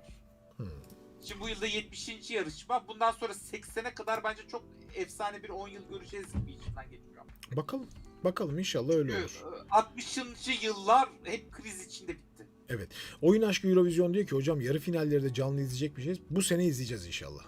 Bu sene hem yarı finalleri hem finalleri hepsini izleyerek geçireceğiz. Ve bayağı canlı özel yayınlarda. Şimdiden emreöcelen.com'a abone olun. Şimdiden olun. emreöcelen.com'a şimdiden Nisan'da abone da olun. tüm şeyleri yapacağız. Uzun uzun. Evet. Yani şimdiden ben size söyleyeyim, emreöcelen.com'a abone olun. Oradan aboneliğinizi alın. Ve bu sayede bütün yayınları, özel yayınları kaçırmayın. Peki. Neler var? Kurra Hafız Ramazan. Bu sene bir saniye şimdi arkadaşlar. Yayının başında alıyorum. Chatten alıyorum. Fakat analizler ikisi nedir? Yanılıyor hocam. Güven olmasa. Öyle. Paparazzi performansında 2009 ve Watch falan Grammy performans. Hocam Big Wife Zeynep sınıfta şarkı söylüyor. Hocam sabırsızlıkla bekliyorum hala. Hocam geçen Arnavut Top 10 yapsın daha izlemem demiştiniz. Top 10 yapmadı mı? Ne yaptı? Arnavutluk Top 10 yaptı mı geçen sene? Hayır şöyle 8. Ne demiş? oldular hocam. Evet, Ama tamam. siz dediniz ki yani orada demek istediğiniz o Olamaz işte, diyordum ben zaten. canlı yayın heyecanı içinde. Tabii. 8. yaparlarsa dişimi kırarım gibi bir espri anlamında. Ama Hatta zaten ben de dedim ki siz yapmazsanız ben yaparım yayını falan filan. ama şu var yani o ilk 10 şuydu. Geçen sene Arnavutluğa diyorlardı ki ilk 3 falan geliyor yani. Korkunç şeyler yaşanacak diyordu. En iyi parça falan filan. Dedim ki bu Ben bile kazanabilir ümidindeydim Heh, mesela. Ben dur şimdi uyandım. Geçen sene sizin favoriniz de o. 1 numara falan diyordunuz. Ben dedim ki ilk 10 yapamaz. 8. olmuş. İyi bari. Ben gene fena değilmişim. Siz ne yaptınız peki buna bilemeyince? Yani siz ne yaptınız? Ben ilk onu bilemedim. İlk 8'i bildim. Hani 8. olmuş. O da ittire kaktıra. Onu da söyleyeyim yani. Hani ayıp olmasın falan şimdi. Bir daha Yani katılmaz diye. esprinin ciddiye alınması da iyi. O canlı yayında Ne böyle güzel. espri şakalar yapılıyor. Ya bence güzel bir şey ama ya. Ne güzel. Ben de yapıyorum Bir, öyle şakalar. bazı challenge'lar iyidir abi. Değil mi? Yani bir heyecan yaratmadı mı sizde de? Yarattı ama yani sonuçta bak şu olsaydı bir şey derdim Özgür. İlk 10 yapamaz dediğim ilk 3 yapsaydı. O zaman yani hani tamam dükkanı kapatırdık hakikaten. Ama bir şey olmamış ki zaten. Bir cacık olmamış. Yani şu var hocam. Buyur. Yani ben değil de kendime ayırıyorum buradan ekip olarak. Yani ekip dışında siz zaten bir fan olarak izlemediğiniz İzlemiyorum tabii ki. Çünkü siz Lorin'le de röportaj yaptığınızda, JJ'le de röportaj yaptığınızda müzikal eğitim, müzik Tabii ki. bildiği, Bak sahnede mesela ne yapacakları, hayır şunu söyleyeyim. şey falan filan. Tabii şunu da söyleyeyim. Ben mesela burada mesela bir yayında izleyip ya Özgün bunu konuk alalım dediğim zaman şunu demiyorum ki yani bu ilk 5 yapacağı için demiyorum yani. Ben çok seviyorum önce. Çok seviyorum. Şarkıcıyı seviyorum. Bütün hikaye bu zaten. Bu başka bir durum. Neyse Ya boş ver. O ayrım anlaşılmadı mesela. Ben fanım. Ben tutabilirim de siz fan olarak burada yayın yapmadığınız için sizin bakış açınız farklı. Evet. Onu bir anlatmak lazım aslında. Evet. Hocam şehirleri yıkar bu ses. Şarkı ilerledikçe daha da baslaşıyor. Klavyede tuş kalmadı diyor. Deniz Şeplenkov 224. Alıyorum şimdi bayağı böyle özellikle şahıs analizlerini daha çok topladım. Ama ondan önce çok acayip güzel bir başka... Bu ne ya? Kaç senelik bir kayıt bu? Neyse tamam. Çok eski kayıtlar çok güzel olmuyor ya. Onu da söyleyeyim yani. Mirza Babayev ses analizi yapar mısınız? Efsaneydi. 89 yıl yaşadı. Son günlerine kadar sahnedeydi ve yanlış okumadı. Bu videoda onun 83 yaşındaki kaydı var. Hadi canım. Kainat Medya. Bakalım. Bunları almaya çalışıyorum. Biraz, devam edeyim. Yapmaya çalışacağım. Sabırsızlıkla Perry analizi bekliyorum. Perry. Abone sahnesine yüklenecek şarkı kendi şarkımız mı olmak zorunda yoksa sevdiğimiz parçayı orada kategoriyi seçersiniz, sohbet seçersiniz, onu da yükleyebilirsiniz çocuklar. Orada çünkü sohbet var, enstrüman var, ses analizi var. Ne maksatla yüklüyorsanız o maksatla durabilir. Hiçbir sıkıntı yok. Anladınız mı? Yükleyebilirsiniz yani. Biz izleriz zevkle. Zaten yükleme değil linki yazıyorsunuz o şey yapıyor sistemde. Hadise motive düet canlı analiz. Kayıt canlı olsaydı belki ama. Mesajım neden gitmiyor? Hocam yeni keşfettiğim bir şarkıcı Woods. Diğerlerinden farklı gibi. Abrakadabra şarkısından Grammy performansı. Şebnem Ferah Yağmurlar Beyaz Show canlı dinler misin? Şaka mı? Hocam Manifest dün akşam Kenan Doğulu'nun sahnesine konuk oldu. Big Five Zer Emre Hocam Bilbil Hanım ile Azerbaycan sanatçıları bir sahnede canlı bakın. Bir saniye bu ilginç. Dur bunu da alayım. Hoşuma gitti. Ne çok konuştuk ya. 1 saat olmuş Özgün. Oha. Tabii. Oha yani oha. Bir de başka seçtiğimiz bir şey de var. Yani. Tabii şimdi ona bakacağım zaten. Onu da Analiz alacağım. de var. Hocam Erin Ponton Creep analizi gelir mi? Yeni keşfettiğim şarkıcı Woods. Diğerlerinden farklı gibi. Onu da bir alayım bakayım. Neymiş bakayım. Bazılarına bakacağım. Kapatacağım da olabilir burada. Hepsini yapmam belki de. Ama yapmaya çalışacağım. Bir süper chat'e de bakacağım şimdi. Bu Koreli mi bu da? Koreli ise hiç boş boşuna şey yapmayayım. Geçen yaptığım Kore canlı yayını YouTube'da kaç telif yedi biliyor musunuz? 19. Ve ses yayınlamadım ha. Ah, çok sıcak oldu burası. Kaç derece oldu bu ne be? Evet. Erim modu. Yok Koreli ise direkt kapattım zaten. Kore özel yayında niye göndermedin sen bunları? Uzun süre Sleep Token. Evet onları da geçiyorum. Peki. Zaten canlı değil midir o duet hocam? Bilmem. Bence değil. Süper chatlere bakarsan olur mu? Yeni kaydım var. Peki bir bakalım süper chatlerimize de onları da alayım buraya. Bayağı gelmiş. Şebnem Ferah Yağmurlar Beyaz Show. Alayım bakayım. Şebnem Ferah özlediniz tabii değil mi? Hikaye o zaten. Peki burada. Dursun. Hesabımda kaydım var Shorts bölümünde. Bir şeyler yapmış. Bizim Recep. Bakalım ne yapmış Recep. Shorts bölümüne giriyoruz. Dimaş'ın söylediği çok iyi. Tamam bunu da aldım. Ayşe İkiz. Hocam Özgün sevgili hocam chat böyle olsun. Bugün de böyle olsun dedim. Şimdiden iyi bayramlar. Bakalım ne gönderdin. Burak Çiftçi. Onu ben şeye yazdım hocam. Öyle mi? Chat'e. Ben onu açamadım galiba. Öyle bir şeyler oldu. Ha, chat'e yazdım. Tamam bakayım açabileceğim mi? Kesin açamam. Tabii gene açamadım. Senin chat'e. Bu nasıl bir linkse hakikaten çıldırtıcı. YouTube'un kuralları saçmalık bence. Başlı başına saçmalık yani. Ha, burada bir şeyler hüzzam makamı işler var. Tamam. Uzi yaşıyorken anla yorumlayabilir misiniz hocam demiş Göktuğ. Hiç dinlemedim. Bakayım. Uzi yaşıyorken anla. 2 hafta önce yayınlanmış parça. Şurada bir dursun bakalım. Hocam kanalda şöyle tamam bu kadar var süper chat şu anda. Ben devam ediyorum. Gönderirseniz alırım gene. Başlıyorum. Kurra Hafız Ramazan Karabacak Hoca ikindi ezanı Nihamet makamı çok acayip bir Nihamet hocam analiz eder misiniz? Ramazan ayında iyi olurdu. Ramazan Karabacak ama link atmamışsınız şimdi oradan beni bulmak. Katse gibi global bir grup Akabel'le bakar mısınız? Görse. Tamam. Okey ben başlıyorum. Tamam başlıyorum. Okey. Bir sürü şey var çünkü azıcık bekleyin. Öncelikle Dursun Şahin Hoca. Düzgün açayım ekran doğru değil mi? Dursun Şahin Hoca İlber Ortaylı'nın vasiyeti üzerine sela okumuş arkadaşlar. Onun bir kaydı var. Onunla bir izleyelim Ama önce. beni en çok etkileyen anım Bir kere Dursun Şahin hocamız biliyorsunuz bizim yayınlarımıza da konuk oldu. Sağ olsun kendisi. Çok değerli bir müezzin. Çok değerli bir din görevlisi. Çok özel bir renk. Biz onu yıllar önce Selimiye Camii'nde okuduğu ezanla tanıdık. Sonra İstanbul'da tanıdık. Sonra kendisiyle şahsen de tanışma şansım oldu. Yayınlarımıza da katıldı kendisi sağ olsun. Müthiş bir tenor renk gerçekten. Ve çok özel bir makam bilgisi var. Okuma bilgisi var. Ve yaptığı her şeyde gerçekten iz bırakıcı nitelikte. Ve İlber Ortaylı da şu hikayeyi bir dinleyelim. Kendi anlatsın. dışarıda o gün cuma namazı. O var. Cuma namazını Salah'ı okudum. Tabi Salah makamı Hüseyin'i okunuyor. Kısa bir örnek verebilir miyim? Tabii lütfen hocam. İstediğimiz bu. Şöyle başladım ben. O gün cumaydı. Yani ezanın okunmasına 1 saat kala cuma günleri biliyorsunuz. Salah Evet. Hüseyin'i makamında. Es-salatu vesselam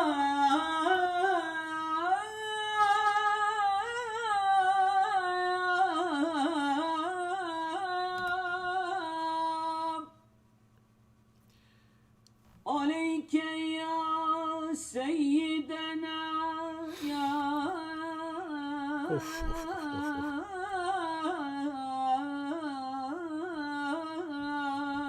of, ya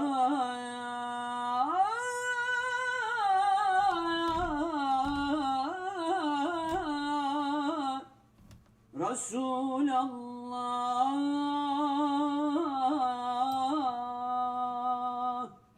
Müthiş değil mi ya? Zaten burası bile inanılmaz, tüyler diken diken. Salah gerçekten çok farklı.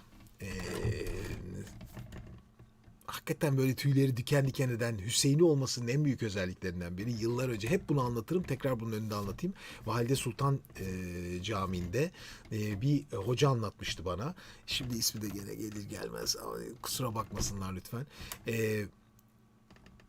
Bir sanki köyünü terk eden bir gencin, uzaklaşan bir gencin, hani bir şey için gidiyor, terk eden değil, böyle kaçıp gider gibi değil de uzaklaşırken son bir kez köyüne dönüp bakması gibi derdi hüznüne.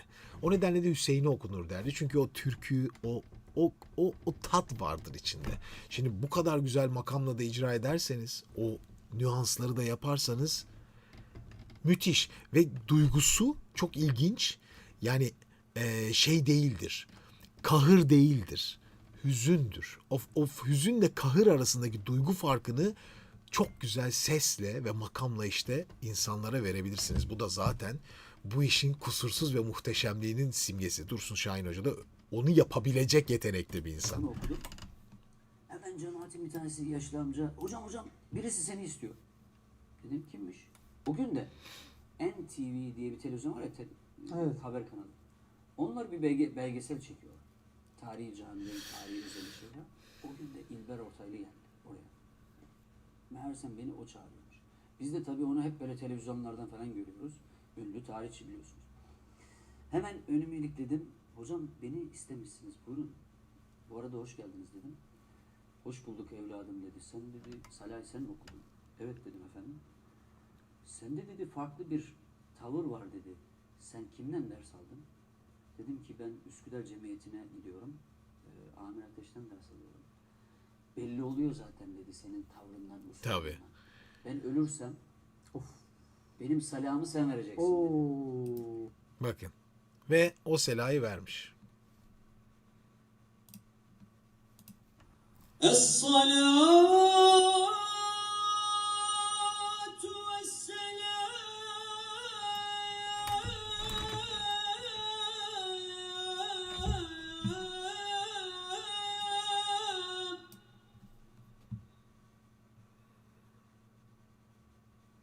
Aleyke ya seyyidena ya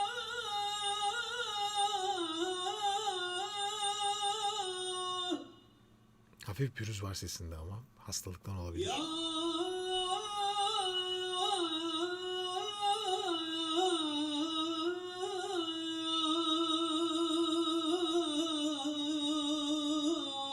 Uşak, of nefis. ya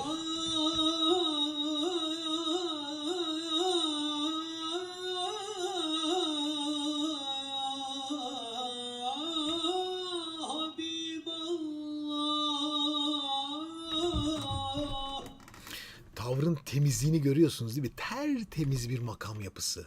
Çok güzel, aşırı süssüz ama yerinde çarpmalı. Bu zaten hani benim bütün yayın kariyerim boyunca en çok anlatmaya çalıştığım şeydi. İşte tavır tam olarak bu. Bu da gerçekten çok iyi bir eğitimle, zamanla, beceriyle ve kulak. Bunların dördünün birleşmesiyle oluşuyor. Kolay bir şey izliyor gibi görüyorsunuz yani. Ama onun arkasında ömür var.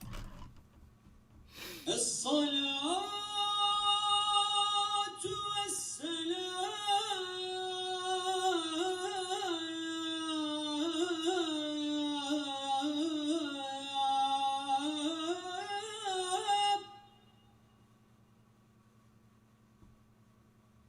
aleyke ya seyyidena ya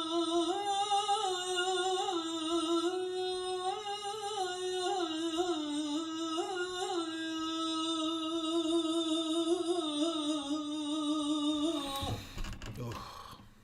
ya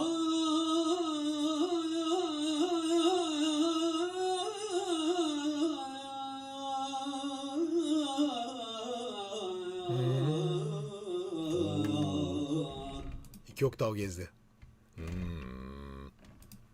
Bu arada yukarıdan başladığını bir oktav daha aşağı inerek bitirdi.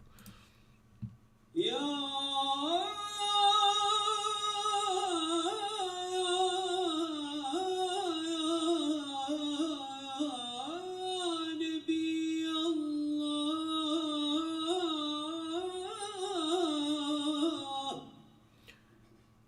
kesinlikle sesinde bir hastalık var. %100, çünkü pırıl pırıl sesi olan bir okuyucu.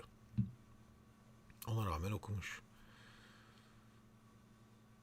Esselatu vesselam.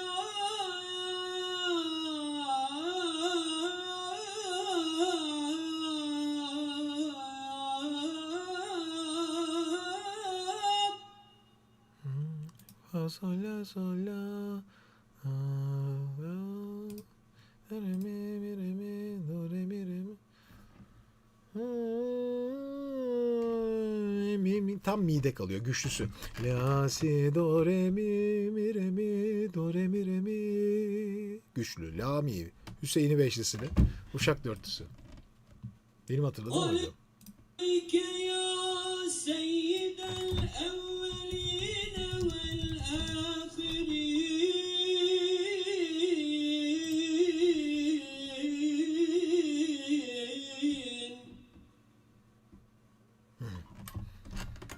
وسلام على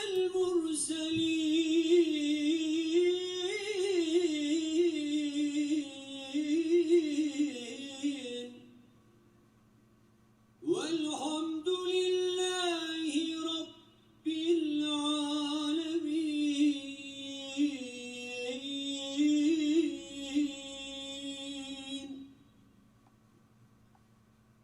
Ülkemizin kıymetli, değerli tarihçilerinden, yazarlarından, akademisyenlerinden Sesi kısık olan görüyorsunuz. İlber Ortaylı hocamızı kaybettik. Cenazesi 16 Mart Pazartesi günü ikindi namazını mütakip Fatih Sultan Mehmet Camii'nden kaldırılacaktır. Bütün dost ve akrabalarına duyurulur. Ülkemizin ve bizim başımız sağ olsun. Evet. Gerçekten hani sesi çok yorgunmuş, gerçekten kısıkmış. Hastaymış, konuşmasından da belli, ona rağmen yine tertemiz bir Hüseyin'i makam. Bu arada Hüseyin'i makamının da Hüseyin'i beşlisine, evet doğru hatırlamışım, Uşak dörtlüsü eklenerek yapıyor. La si do re mi la mi re do re mi re mi la si la mi fa sol la. Tepede gezdiği yerde burası oluyor. Birazcık inici makam. Yukarıda başlar, sonra pese iner falan. Fakat mükemmel bir icra gerçekten Dursun Şahin'den. İlber Ortaylı'nız da yani Allah rahmet eylesin. Çok üzüldük bu hafta gerçekten. Bu arada röportajı yapan kişi de kanala konuk etmiştik. Hatırlıyor musunuz? İki kardeş. Kıvırcık saçlı. Biri cello çalıyor, biri piyanist. Beraber onların babası. Müthiş. Ya müthiş. Peki, Hadise Motiva var önümde ama bu kayıt pek canlı gözükmüyor ya bana. Daha önceden kaydedilmiş de sonradan şey yapılmış gibi, herkes de orada işte iş yapmış gibi bir his var. Sanki. Bana öyle geldi. Yani ben pek inanmadım o nedenle. Devam. Yeni şarkım sizlerle. Buğra Mermer. Kaç saniye bu şarkı? 20 saniye ya. Troll yapmadın değil mi?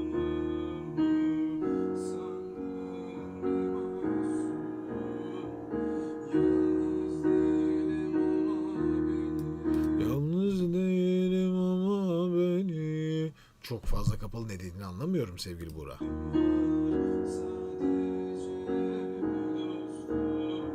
Niye 20 saniye bu parça? Allah Allah. Peki Dilan Uslan.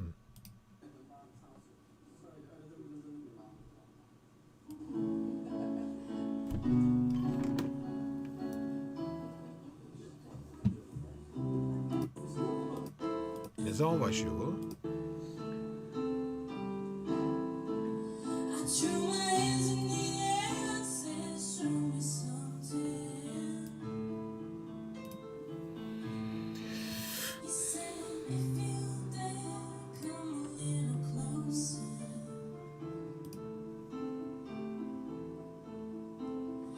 Round and around and around and around we go.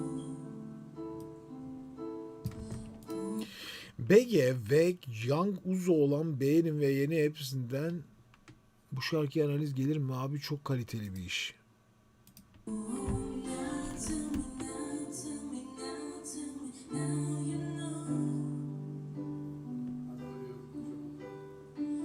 Not really sure how to feel about it.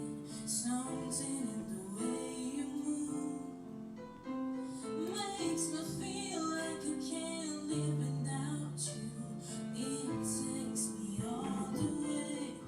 I want you to stay.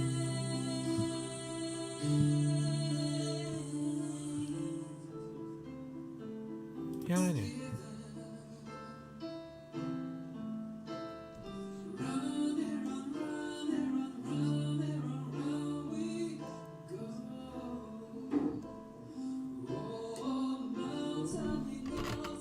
Yani herkes çok cesaretsiz bütün parçayı okurken. Dilan sen de öylesin, arkadaşın da öyle. Ya böyle ya okuyorsunuz da sanki ilk defa çalıp söylüyormuşsunuz gibi bir hava var.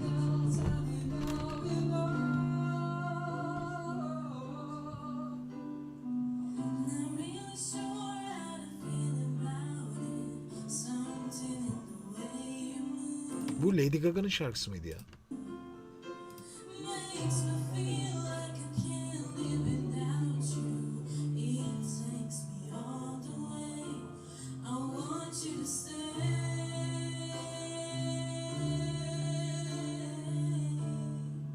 Bu Rihanna olması lazım. Rihanna mı?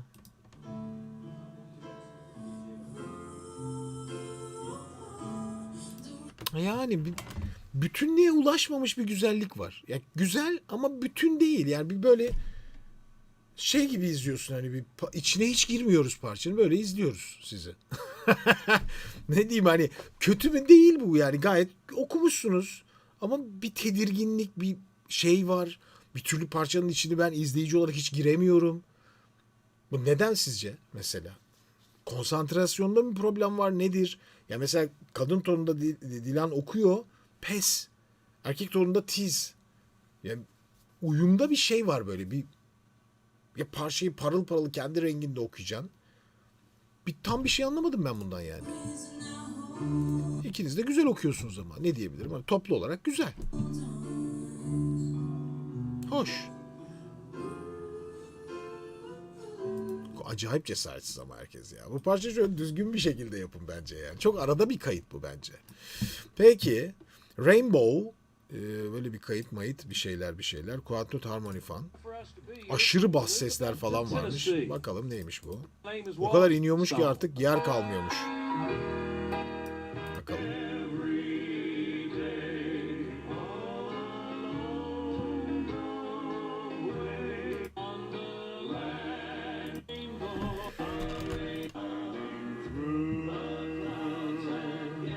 Bu yalnız albüm kaydı ya. Canlı manlı değil bu. Mirza Babayev Nargile. Güney Abbasova paylaşmış.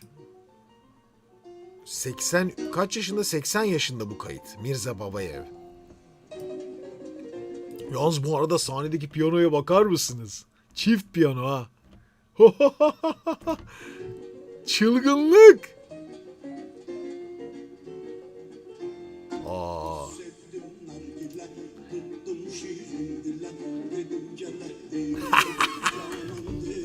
Ay.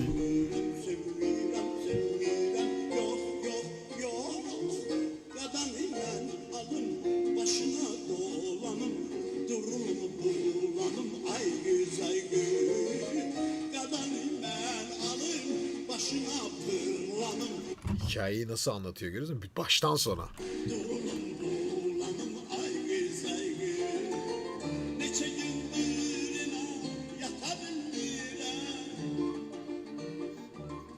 Duruş. Müthiş. Gerekli yerde güç, haykırma, ifade. Şimdi bunu mesela yeni başlayan şarkıcılar çok iyi beceremiyorlar. Şunu. Bundan korkuyorlar ya.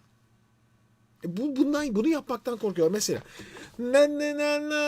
yatabilmirem diye okuyor mesela. Bu parça böyle mi ama?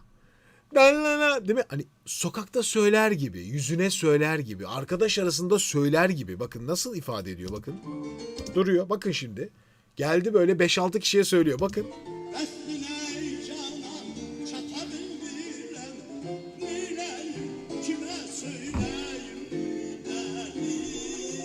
Bunu yapmaktan korkmayın.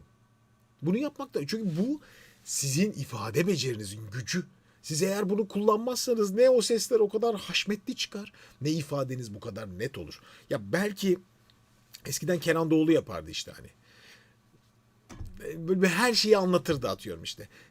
Şunu bununla gösterirdi. İşte delim, gözü kara delim, yakarım Roma'yı da yakarım. Ben bulurum hani her şeyi.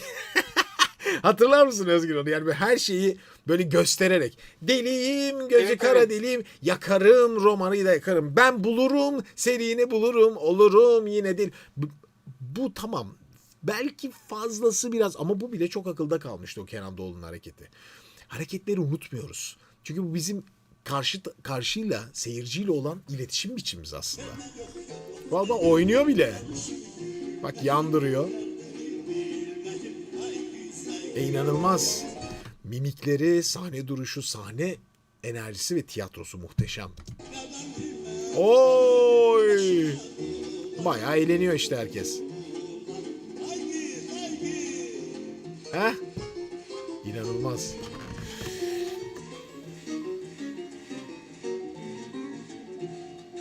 Çift piyano ya. Böyle bir şey olur mu? Lükse bak.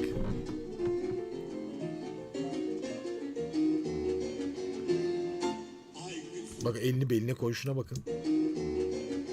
Sol elini beline koydu bildiğin. Yani oyun oynuyor sahnede. Maaşım var. Ay, bayıldım.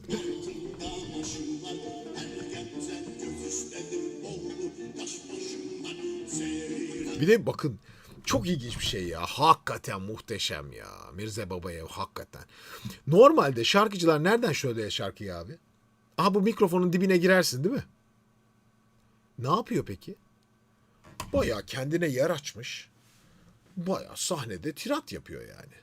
Ay kız maaşım var, işte yolum var, göz istirem. Açılmış mikrofondan. İnsanlar onu izliyor yani. Ne yaptığına bakıyor. Mikrofon neredeymiş kimsenin umurunda değil. Ki o da bunu bilinçli şekilde dengeli bir yere doğru çekerek duyulabilecek seviyede, zaten bir piyano eşliği var. Belli bir seviye çekiyor. Böylece oyununu arttırıyor.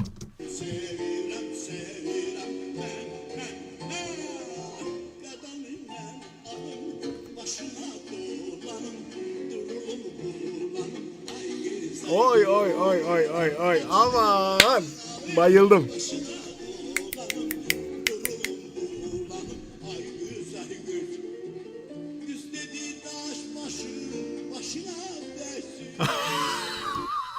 İnanılmaz tatlı. Bu da zirve yani ha. Bu kadar oyunculuk da fazla. Kesin sinema geçmişi vardır herhalde Mirze Babayev'in, değil mi? Yani aktörlük geçmişi olduğu, ya bu artık tiyatronun da ötesine geçiyor sanki. İnternet var mı abi? Baksanıza halka şöhret ödülü, ödüllere doymamış tabii ki. 2003 yılında vefat etmiş. Azerbaycan ünlü pop şarkıcısı, Jüri Nişanı ödül. O filmlere bakın abi. Yani tabii işte bu artık aktörlük seviyesi. Şey değil yani. Yapı sadece bir tiyatroyu da aşmış. Bakar mısınız filmatografisine? 39 film. En sonuncusu 2007'deymiş. Nasıl olur abi? 2003'te vefat etmiş. Herhalde tekrarı yayınlanmış. O onu kullanıyor. Bu da başka bir seviye işte şarkıcılık. Yani şarkıcılık seviye değişir. Bu üst seviye değil. Bu da başka bir aşama. Farklı bir karakter biçimi. Hani bizde de mesela şey var ya, hani aktörler şarkı söylüyor. Onun gibi yani. İkisini bir araya getiriyor. Hepsi iyi yapamıyor açıkçası yani. Bence birçok dizi oyuncusu vesaire de şarkı söylüyor ya. Hepsi aynı etkiyi yaratmıyor. Bazısı başarısız oluyor ama bazı sesi iyi olanlar fark yaratıyor. İşte Zuhal Olcay bunu yaptı. Ben aralarında daha birçok da görüyorum. Şu an yenilerde de var. Bergüzar Korel mesela harika bir albüm var ya. Bence çok çok güzel bir albüm. Ama herhalde en son dönemde çıkarıp aynı başarıyı elde edemeyen şey var. Beren Saat mi var Özgün? Şu anda ben hep en çok onun eleştirildiğini gördüm son dönemde. Evet, en çok eleştirilen Beren Saat. Ama bir de sevilen de bir Gökçe Bahadır var. Ha, Gökçe Bahadır Yapmışlar mesela. yani. Tabii. Mesela dedim ya, Bergüzar Korel Gökçe Bahadır başarılı olmuş. Zuhal Olcay'ın açtığı o yolda başarılı olmuş. Tabii onun öncesinde de çok şarkıcı var da. Aktörlükle şarkıcılık birleştiği zaman başka bir şeye dönüşüyor çünkü. Çok kolay bir şey değil bakın. İnce çizgilidir. Fazla yaptığınız zaman çok aktör olursunuz. Az yapıp biraz dengelerseniz şarkıcı, o ikisinin karışımı bence çok kolay bir şey değil bir şarkıcı için. Ama bunu zamanında bir sürü kişi yaptı. Yaptı yani. Bu parçayı çıkarmıştı Beren Saat'te. Şimdi dinlemeyeceğim ama.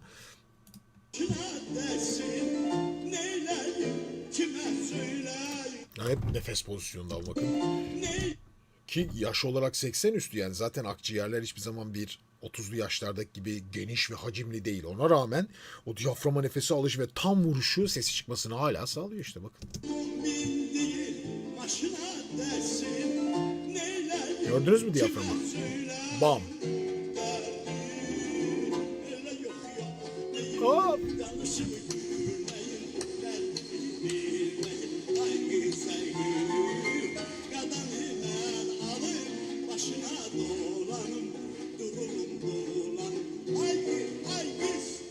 Of. Şu performans çok büyük iştir ha. 80 yaşında insanlar yani böyle sahnede aksiyon yapıp söyleme becerisi müthiş bir kondisyon. Çok kıymetli. Biz yıllar önce Be Kudu'de yapmıştık. Özgün, hatırlarsın değil mi Be Kudu'de'yi? Evet. Be Bir Kudu'de. İtalyan yaptı. Tabii. Lütfen geçmişte arayanlar Be Kudu'de ses analizi diye arasınlar. Be Kudu'de de Zanzibarlı böyle çok acayip bir şarkıcıydı. Olağanüstü bir şarkıcıydı. Yani çok yıllar önce bakmıştık. Bir bakın.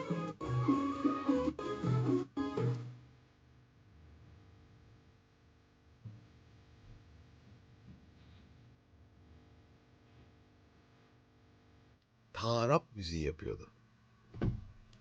Peki Beren Saat. Bu canlısı olsa da dinlesek değil mi Özgün ya? Bayağı dinlesek, merak ederdim yani. And she's an honest potential. Böyle hafif bir Taylor Swift havası hissediliyor. Ama zayıf kaldığı gözüküyor ya ses renginin. Bayağı zayıf kalmış bir sound'un içinde. İşte yani demek istediğim bu yani. Müthiş bir aktörlüğü var. Yani izlemesi çok güzel ama buna eşlik etmesi gerekiyor. Şimdi biraz önce Mirza Bebe'ye tamam aktörlük harika da ses onunla ifade etmese ne olacak ki? Tamamlaması gerekiyor. Yani bu karar verirken bu işlere birazcık daha uzun ve bakmak gerekiyor, detaylı. Peki Bilbil Orazova, Mahriban Bola.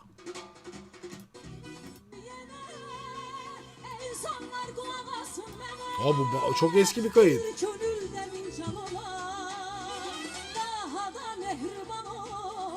Oy. Mehriban kalbi bir insan ola. Mehriban ola, mehriban ola, mehriban ola, mehriban ola. Yalnız Gülyanak Hanım değil mi ya? Hah, bak chatten hemen yazdı. Ben çünkü bakıyorum parçanın adı Mahriban Bola ama Bilbil Orazova ile söyleyen değil mi? Gülyanak Hanım. Evet, müthiş bir ses tabii ki Gülyanak Hanım. Olağanüstü bir ses. Olağanüstü. Azerbaycan'ın pırlanta renkleri bunlar. Bakalım Bilbil Hanım ne yapacak?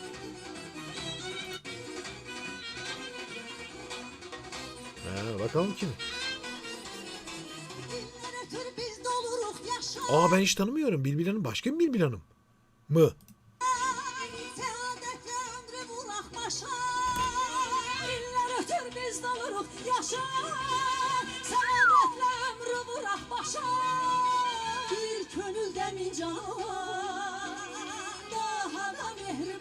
Ay, biri daha mı gelecek? Evet, biri daha geliyor.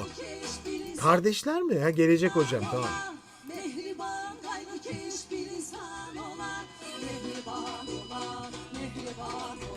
Evet Fatih Bey, İsmail Hoca yazdığınızı gördüm. Ama İsmail Hoca'dan önce hani yaptık bugün.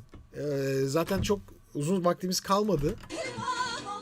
Mehriban olak yani sevecen ve dost olalım demekmiş Özgün. Ne kadar güzel. Türkmenistan'ın Heh. güzel şarkıcısı Bülbül Hanım'ı sahneye davet ediyorum. Hem birlikte Mehriban ola Azerbaycan, Türkmenistan, Türkiye. Ne kadar güzel. Bu nerede bu konser ya? Temiz eşki muhabbeti tutar. Of. O da bambaşka bir renk ya. O kadar güçlü ki gerçekten sesi tuttuğu yeri görüyorsunuz değil mi? Şimdi Gülyan Hanım harika bir şarkıcı. Diğer gelen de öyle. Farklı renkleri var, farklı genişlikleri var seslerinde ama Bilbil Hanım'ın o önde tuttuğu koyu renk var ya yani o daha koyu bir renk. Çok bariz koyu bir renk. Acayip güzel ya. Çok etkileyici hakikaten. İşte ses karakteri. Belki ses genişlikleri aynıdır. Belki. Ama herkes aynı değil. Yani dramatik var işte leje var bilmem ne kendi aranıyorsa daha dramatik daha koyu. Öbürü daha spinto keskin gibi ayrılıyor bir de sesler yetmiyor yani. Bunu neye göre ayırıyor? İtalyan operası ama biz dinlerken de bunu kulağımızda ne diyoruz? Daha koyu bir renk. Temiz eşki muhabbeti tutar. Bir güneş gamlı sana uzak. Temiz eşki muhabbeti tutar. Bir güneş gamlı sana uzak. Bir gönülden bir can olan. Daha da mehriban olan. Mehriban gayrı ki hiçbir Kesin üçlüyü yapan soldaki. insan ola. Mehriban gayrı ki hiçbir insan ola. Kesin.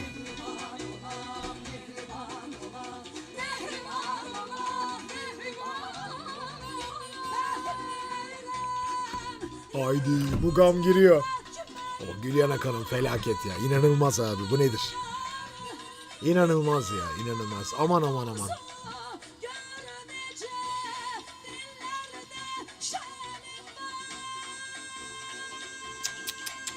Hadi canım ya şaka gibi Özgün bu ne? İnanılmaz ya. Kesinlikle. Nazal.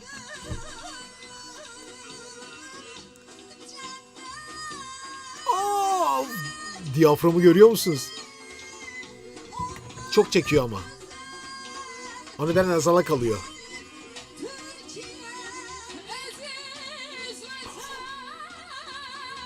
Hafif dağılmış biraz. Kolay değil. Çünkü o nameler çünkü Gülyan Akan'ım öyle yapıyor ki abi. Aman dayanmak mümkün değil. Müthiş.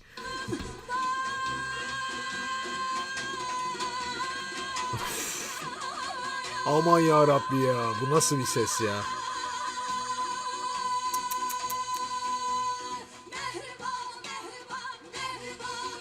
Tabii Bilbil Hanım o kadar iyi bilmiyor parçayı muhtemelen. Sadece belli oranda biliyor. Gülyan Akan'ın parçayı alıyor. Korkunç, inanılmaz söylüyor. Fakat ses renkleri farklı işte. Bu yukarıya doğru inanılmaz geniş, yumuşak bir kubbe rengi var. Gülyan Akan'ın çok rahat çıktığı tizler. Bilbil Hanım daha göğüsten söylüyor. Orta tonları çok güçlü. Yukarıya doğru aynı etki olmadı. İşte ses rengi farkı da burada ortaya çıkıyor. Peki. Çok güzel kayıtlar ama. Çok güzel kayıtlar. Şebnem Ferah Yağmurlar. Süleyman Öztaş. Gene mi gönderdin Süleyman? Sen her hafta konser mi veriyorsun ya Süleyman? Şebnem Ferah Yağmurlar. Beyaz Show.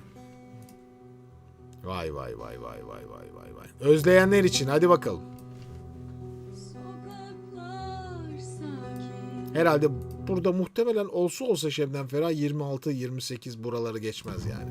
Geceler kara basan. Canlı çalıp söylüyor değil mi? Ellerim titrer. Kim bu ben, kim bu susan? O geçiş de akorun geçişi. Geçiş sırasında da hafif sesin dalgalanması çünkü kafa da dönüyor. Müthiş. Ne soran var ne bilen. Üf. Sebebim yok bana kıyan. Tatlı sürtonesiyle olacak o kadar. Kim Gitarla uğraşmak konsantreyi her zaman vazgeçtim rüyalardan. Beni sevmezsen yağmur Üf üf üf üf. Bulutlar ağlasın, sen gül güneş doğsun.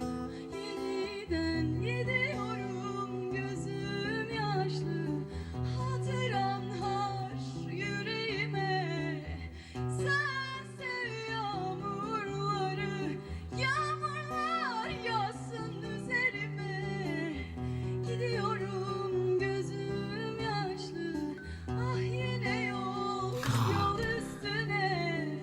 Sense yağmurları, yağmurlar yağsın yüzüme. Ses sağlamlaştığı zaman ritmi çekip yani çalmayı bırakıp söylüyor. Çalmayı azaltıp söylemeye odaklanıyor. Yani bu ikili bir şeye dönüşüyor yani. Çünkü bir yandan çalıp söylediği zaman parçada hiç durmuyor ki arkadaş. Hani albüm kaydında bile üstüne bindirme sesle yapılıyor çünkü bu hani. Bir ses uzarken altından diğeri geliyor. Hiç o uzamalar olmadığı için sürekli okumak zorunda. Tam böyle bir öncesinde bir şey söylüyor, pat diye ondan sonra tekrar giriyor.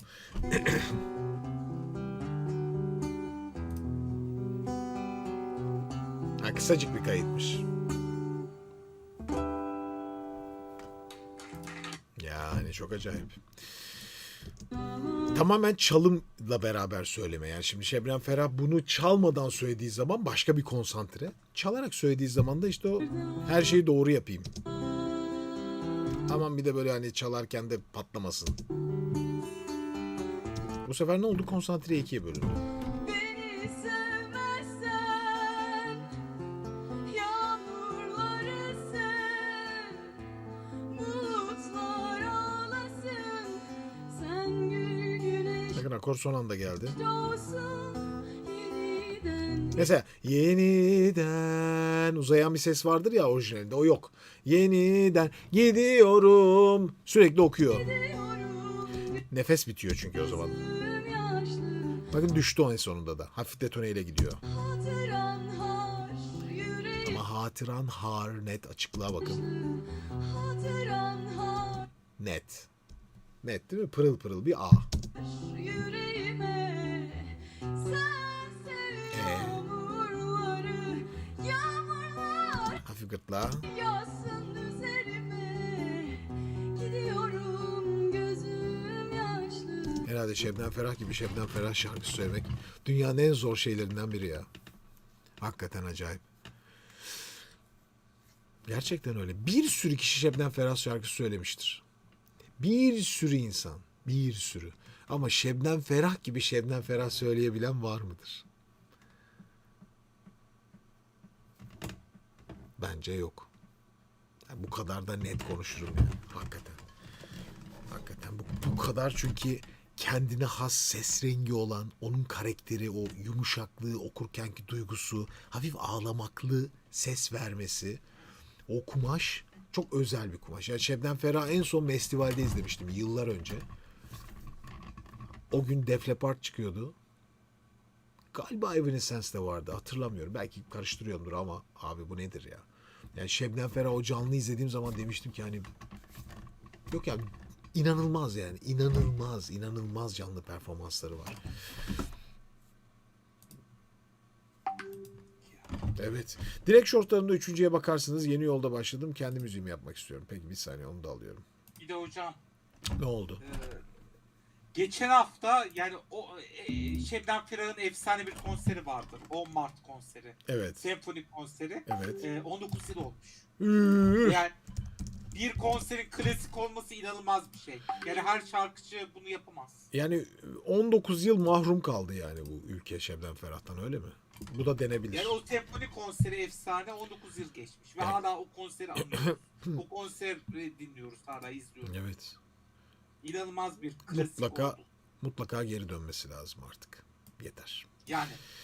Model geri döndükten sonra Şebo da döner. Yani İnşallah. Şebnem geri dönsün. Dimaş'ın söylediği çok yumuşak bir. Recep.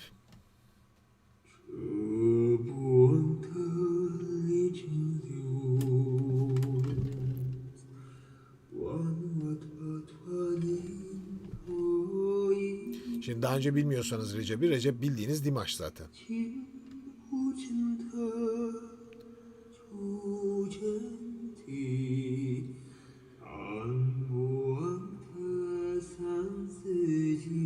bir türlü Recep'i konuk alamadık biz yayınlarımıza.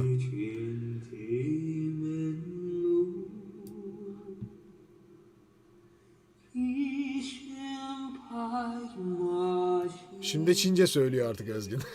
İnanılmazsın diyor Recep ya.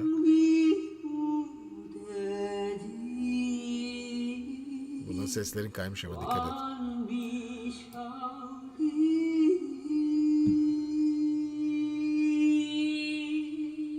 Müthiş bir crescendoydu.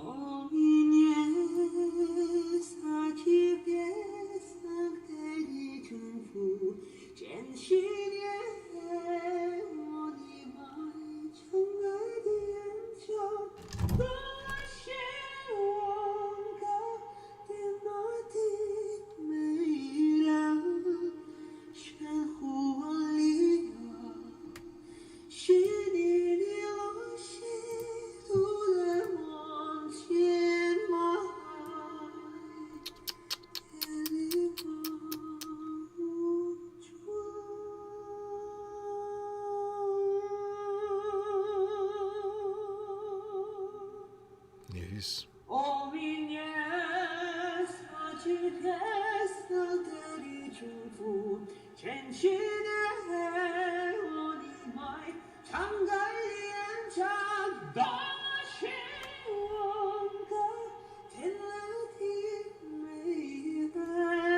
Nasıl?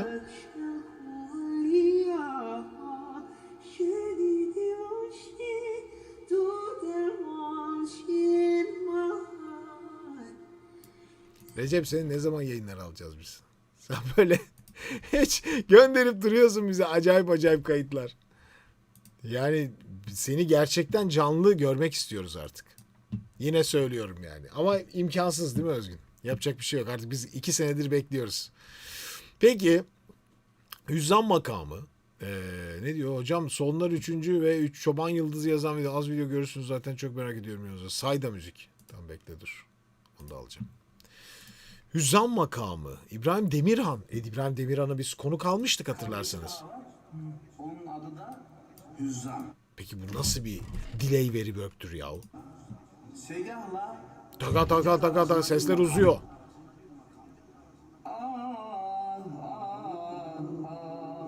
Evet doğru.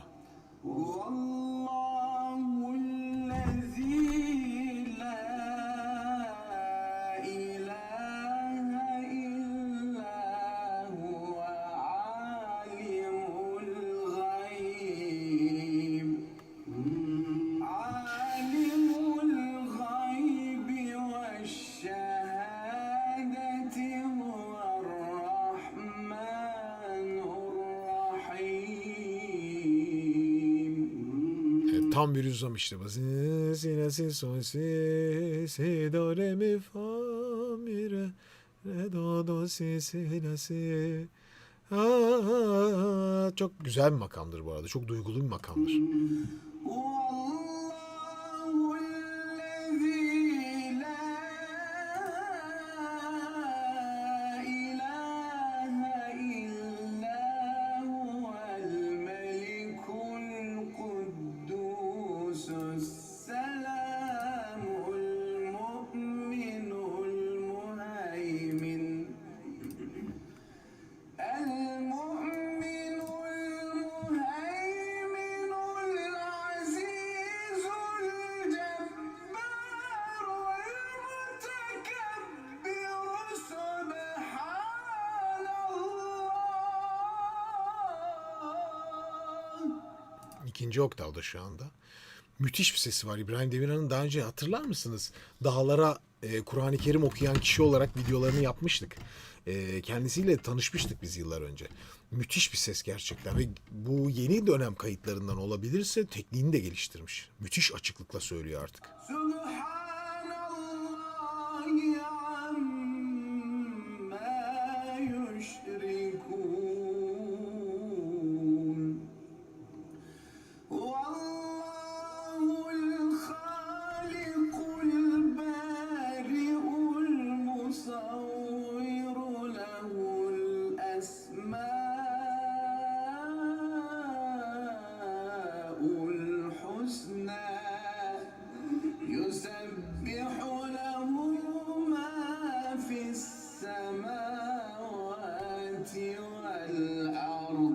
Mesela bütün okuyuş tamamında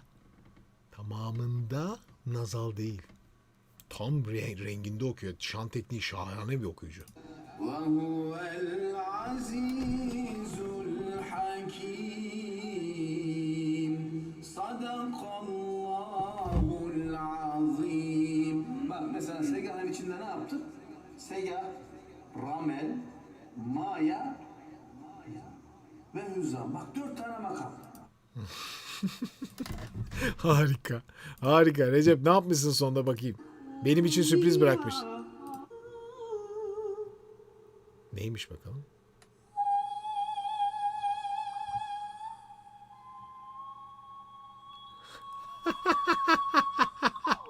Benim için sürpriz bırakmış. Recep artık kendini topla ya. Gel bizim yayınlarımıza ya. Allah Allah. Habire seni dinliyoruz. Uzi yaşıyorken anla.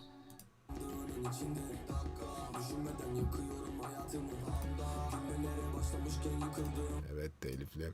Herkes daha önce duymadığınız bir yalnızlık senfonisi. Shorts'larda 3. değil mi? Bu. Herkes nameli söylüyor ama aslı böyleydi demişsin.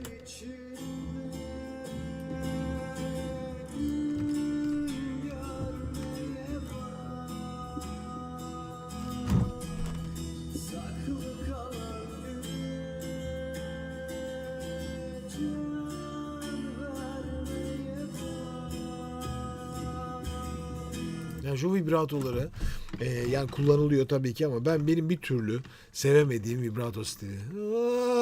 Kontrolsüz titremeli. Yani kötü değil ama ben sevmiyorum.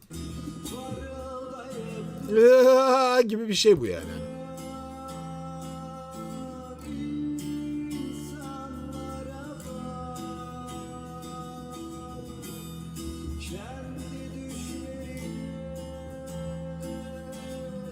Kullanışın güzel ama sesine. O kendi düşlerine hafif açılman, crescendo'n harika onlar.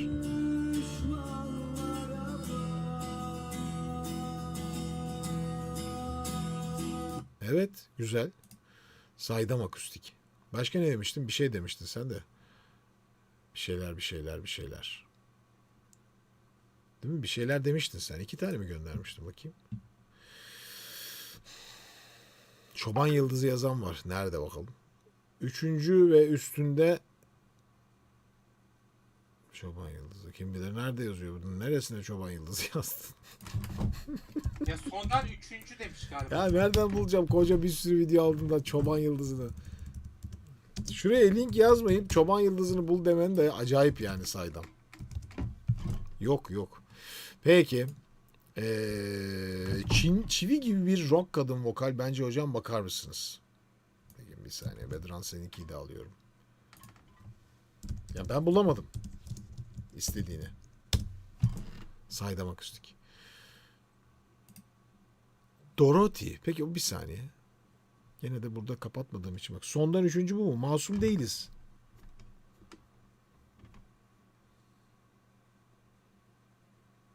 Ben belki bulamadım ama ben bulamıyorum. Neyse. Yunkai Performans Bass Live. Bunu göndermiş olan var. Hafız güvenlik istiyorlar da hafız güvenlik nedir? Hiç bilmiyorum. Hocam az zaten bulursunuz diyor. Bak. Vallahi ben bulamıyorum. Hepsine yazılar yazmışsın. Çok bağırarak söyledim. Bir derdim var. Uykusu kaçanlara. Durma Yağmur. Sezen Aksu. Gece Akustiği. Pilli Bebek. Hocam Erin Morton Creep. En müsait olsa siz gelemediğiniz için ben gelemiyorum. Diyarbakır'da tıp okuyorum şu an. Diyarbakır konservatuarına gelirseniz ben anında oradayım zaten. Peki. Manifest Kenan Doğulu. Öyle bir şey mi var? Allah Allah. Manifest Kenan Doğulu Çakkıdı. Hepsi bu mu? Kısacık versiyonu mu yoksa? 45 saniye var bir tane. Ya bu ne ya? Hepsi birbirinden kötü kayıtlar. Var mı tamamı Özgün? Bir tane link atsanıza çocuklar, söylediniz de. Bir araştırayım hocam. Lütfen ya. Çünkü bitireceğim biraz sonra yayını, iyi olur. Manifest Çakkı'da konser. Manifest Doğulu full konser.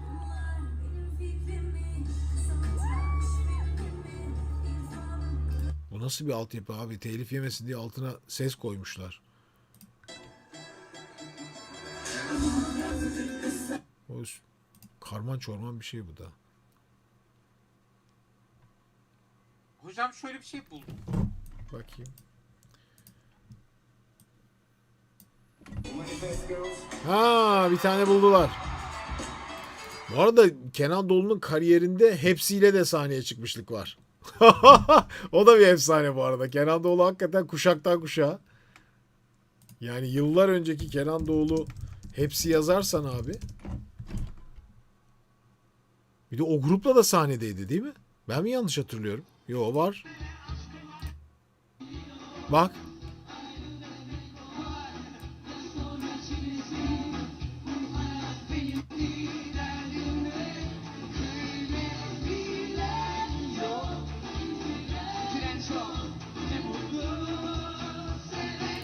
Şimdi o yıllar sonra da Manifest'le. Vay be.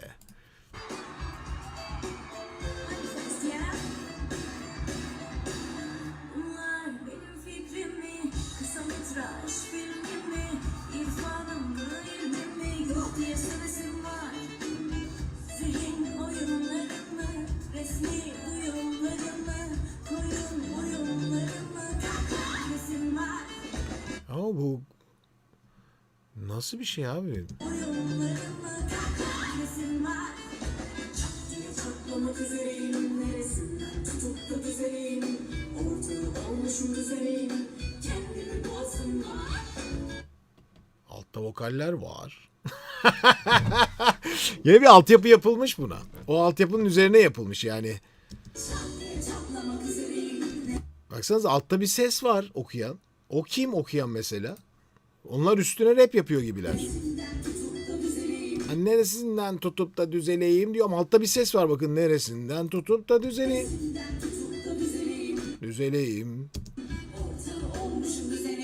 Baksana altta bir okuyan var. O vokalist mi orada? Herkese oynasın var. Aman be hadi kalk kaynaşalım kız çakkıdı çakkıdı. Tabii parça çok pes geldiği için tabii hiç kimse kendini gösterecek tonu değil. Herkes yukarılara doğru sesi atmaya çalışıyor. Oynaşalım kız azıcık alttan azıcık üstten. Zaten söylemiyor. Playback bu ya. Yani o kadar belli. Alttan azıcık üstten. Yani şu mikrofon uzaklığında azı. Mikrofon şu an altta. Burada üstte. Yani playback'imsi bir şey var burada yani. Mesela. İlginç ya, ben bu half playback yapıyorsun. Half playback'in kralı yapılıyor, evet.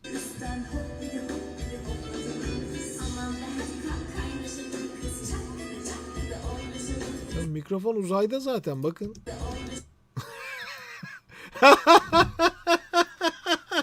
Ya çok ilginç geliyor. Bilmiyorum ben hani ilginç. Bu böyle hep bir sahne şovu olarak kullanılıyor sürekli gittikçe.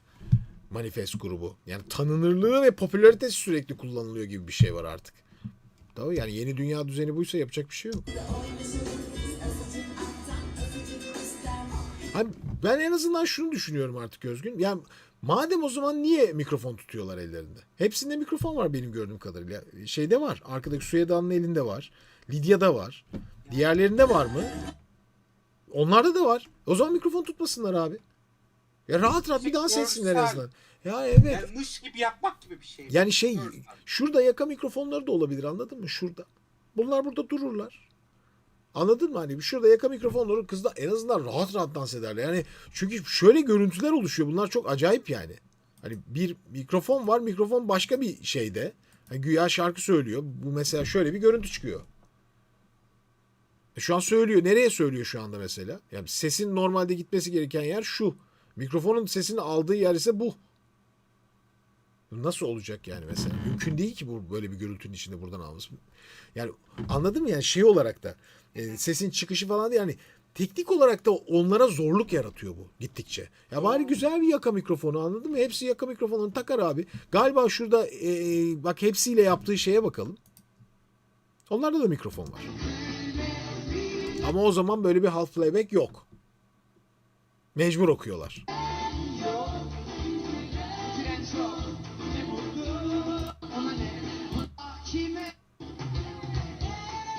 Baksana.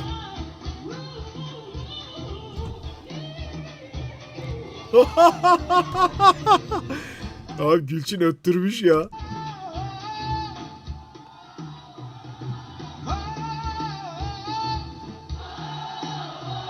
Ya gerçekten bir canlı performans var, anladın mı? Diğer kızlar da eşlik ediyorlar. Arkada vokalistler de eşlik ediyor. Yani o zaman bir anlamı oluyor bu filmin. Şimdi burada ise ne olduğunu anlamadığımız bir şey var.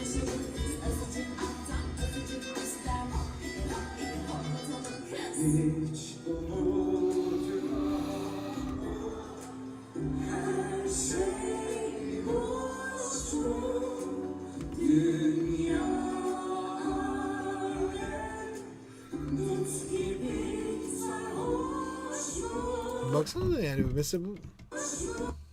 Şimdi Süheyda'ya bakın. Yani bu farklı bir yorum yapıyor. Kayıttaki yorum değil bu. Peki.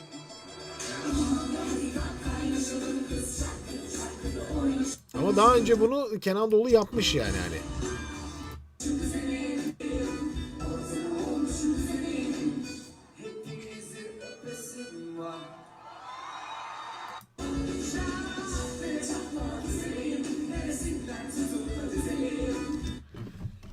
Evet. Okey. Yunkai Blue. Kapanışı muhteşem ses ile kapatsanız çok mutlu olurum. Türkmensoy.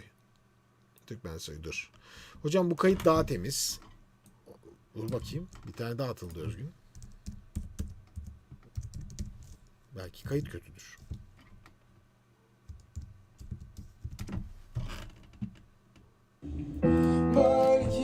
Buğra Mermer. Ha. Ha, sen göndermiştin yayın başında.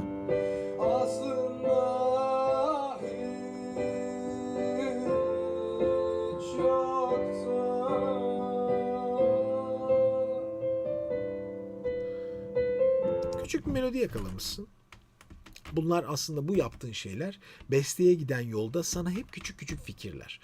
Minik minik melodicikler bunlar. Yani bu minik melodiciklerin birleşiminden bir kompozisyon oluşuyor. Bunun büyüklüğü oluşuyor. Önce biz de beste yaparken böyle ana fikirler yakalardık, arardık. O ana fikirler etrafında bestelerimizi büyütmeye çalışırdık. Doğru yoldasın ama burada kalmamalısın. Bunu büyütmek için mutlaka eğitim almalısın.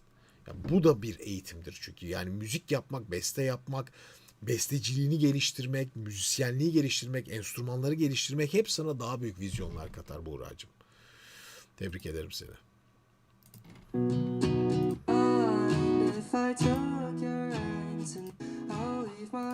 Dorothy Unplugged.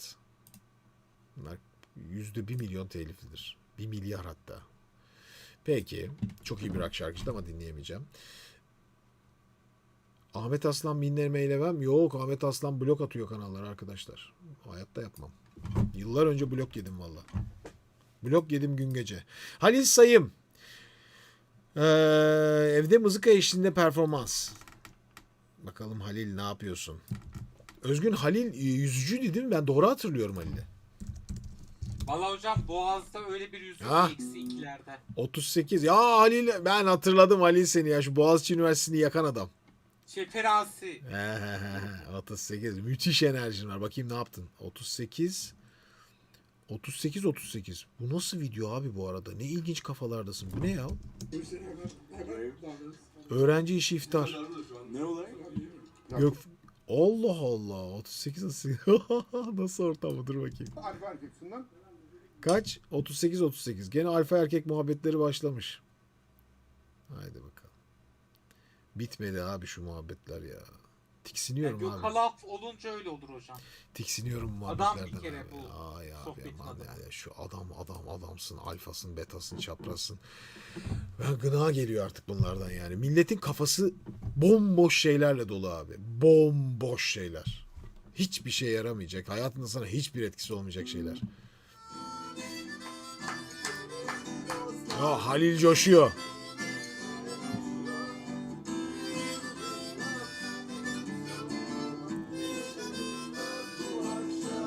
Kendime geldim geleli dostlar. Olamam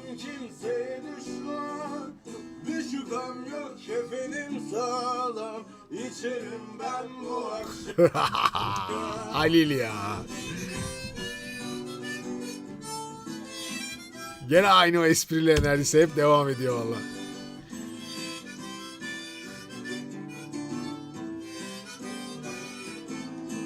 Sesleri duydum duyanlı dostlar. Abi bir yandan mızıka çalıp söylemek çok zor ama. Çünkü nefes sürekli çalışırken bir de şarkıya giriyorsun. Yola çıktım yeni baştan. Acelem yok hedefim sağlam. İçerim ben bu Uf. akşam. İçerim ben bu Yok dinlemeyeceğim Yunkai'yi. İçerim Telif. ben. Hiç sokmayın beni o işlere. Ben burada bu Harika. Ben burada bu akşam. Ben burada bu akşam. Ben burada bu akşam. İçerim ben. Güzel Ali bravo. Daha devam ediyor musun bu işlere? Devam bayağı da sürmüş. Allah'ım ya ortam tamamen abi bodybuilding ortamına dönmüş ya Halil alemsiniz. Güzel eğlenceli. Evet Emre Hoca şarkımı dinleyebilir mi acaba? Dez göndermiş. Dez şarkın nerede? Hocam kapanış mı tutsam siz? Dez'i ben hemen şey yapayım hocam. Dez bir bakayım ben de bir bakayım.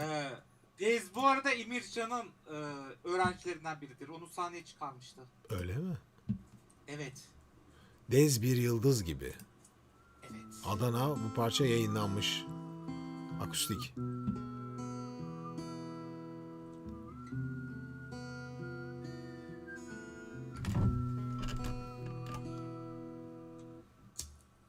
Ne oluyor? Sanırım asrım bitmiş sende.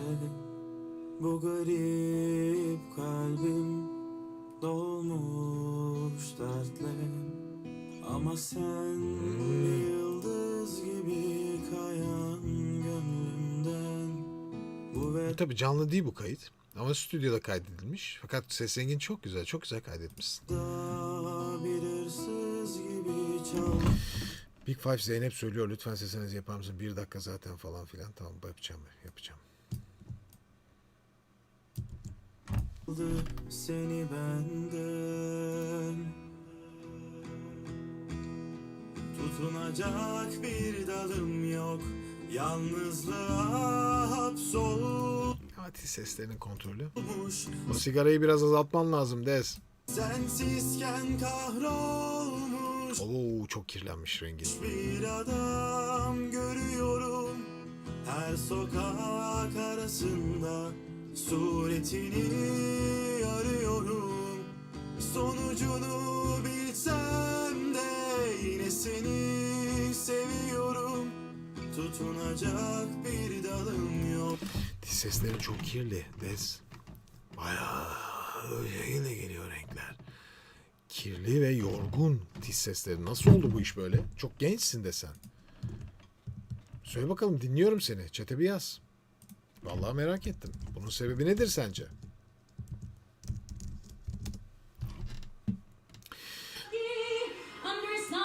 Hangi Zeynep? Zeynep Taşbaşı. Big Five hazırlık sezonu.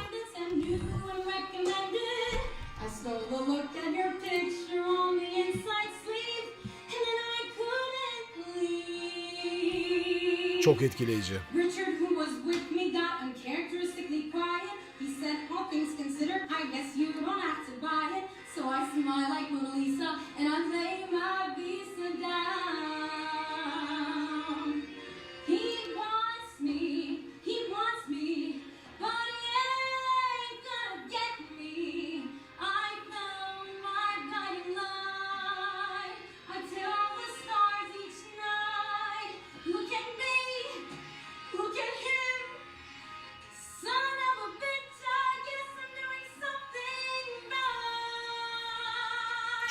Çok iyi. I finally got it, Neyse orada tam bir kırılmaya oynadı. Kısılmış. Bunlar tam çıkmadı. Daha parlak ve tizleri. Ne oldu Özgün? Hocam Dez de yazmıştı onu söyleyecek. Ne diyor Dez? Diyor ki 18 yaşındayım hocam, sigara içmiyorum ama kirli bir ses istemiştim o kayıtta diyor. Ama kirli ses isterken bu sefer de parçanın tadı gitmiş. Tamam, giriş çok güzel. Bu yukarıda da bunu yaparsam ne olacak? Herhangi bir eğitim almadım. Sigarayı ağzıma sürmedim. İyi, Normalde sürme. dizlerim temiz ama O zaman temiz bu yap. şarkıda biraz yorgun ve kirli bir hava istemiştim. Çok fazla olmuş. Fazla olmuş. Got something right. Ne olacak acaba? Burada da bitiyor zaten. Bir güzel, gayet etkileyici ama. Yetenek var. Çok yetenekli. Daha çok genç şarkıcılar bunlar çünkü. Çok yetenekli. Peki bence Finil. Finil. Var mı Özgün aklında olmayan bir şey? Bugüne kadar yapmadığımız, bugün yapsaydık dediğimiz. Şeylerde hocam, bu süper chatlerde eksik var mı bir bakayım da. Sanki Çoğu yok. şeyi de kaçırdım ben bu arada. Yalnız olduğum için herkes etkinlikteydi bugün arkadaşlar. Aha. Son Lala Yani tek pozasını. moderatör olunca çok kaçırdığım şeyler oldu. Ketsay'ın yeni şeyini açıyor. 5 kişiye düşmedi bunlar. Hafız güvenlik görevlisinin tilaveti. Başka ne vardı? Hafız güvenlik görevlisi.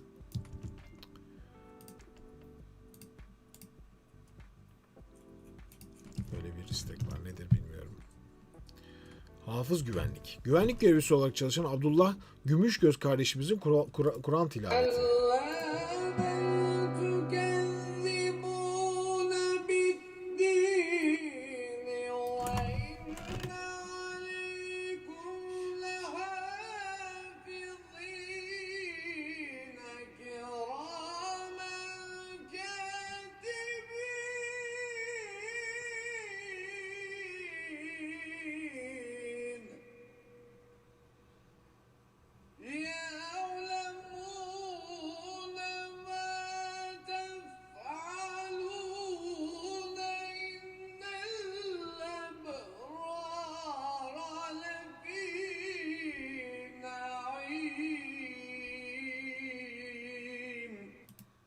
Evet, yani şimdi bu yorumlanmaya tamamen teknik olarak konuşayım.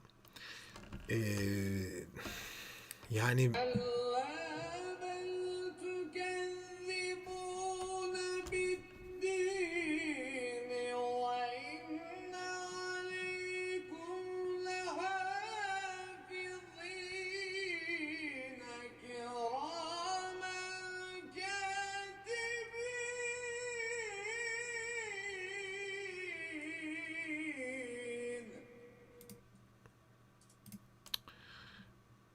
çok arada.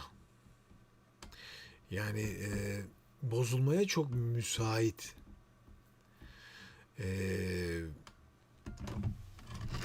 Böyle renkler, özellikle orta tonlardaki kısılmaları duyabilirsiniz. Ama tabii ki yani şimdi profesyonel bir okuyucu değil.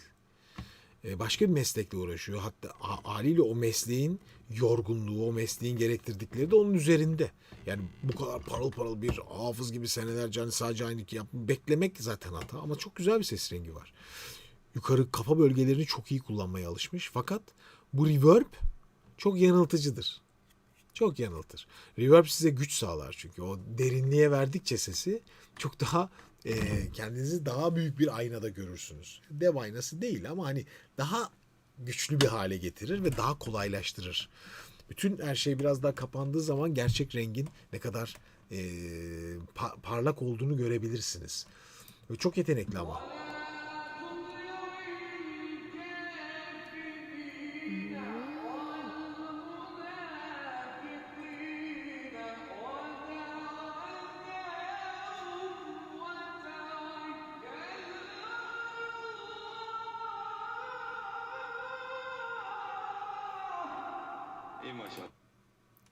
Parıl parıl gördüğünüz gibi. Reverb'ün de muhteşem bir katkısı var sanki. Gerçekten çok güzel. Bir de okuma stilinde birilerini çok fazla dinlemiş. Kulağı acayip dolu. Gerçekten çok çok dolu. Yukarı çıkıştaki diyafram kullanışı sadece burada çok dikkat edici. Bakın ona bir bakın. Şu son kısmı bakın.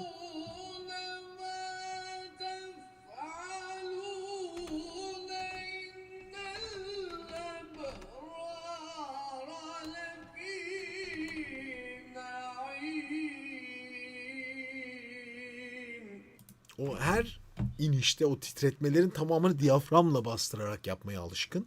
oradan güç vererek yapmaya çok alışkın.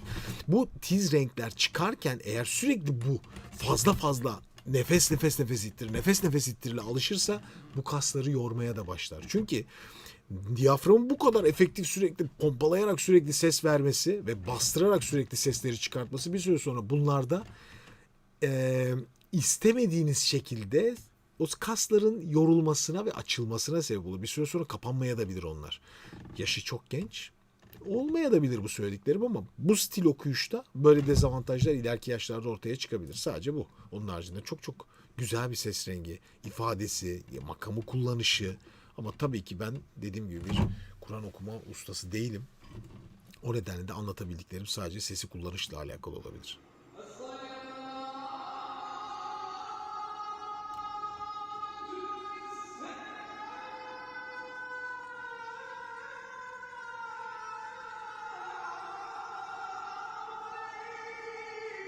Üç tane ayrı ton girişi yaptı. 3 tane de farklı tona gitti.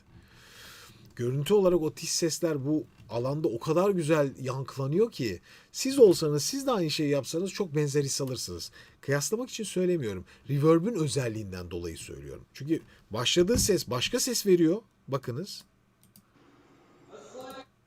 Bakın.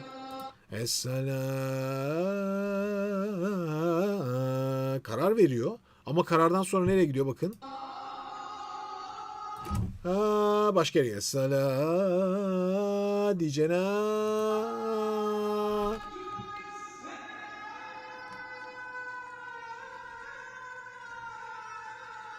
Son bıraktığı ses de ton tizi. Yani tık bir ton başka bir ton. Finalde de. O tizi çalıştırmaya çalışıyor. Tizi göstermeye çalışıyor size. O nedenle başladığı yerden çok başka bir yere gitti.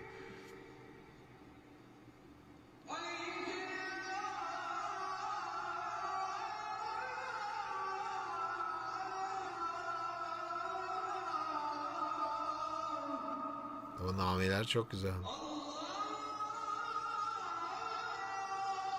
Yine ton gitti.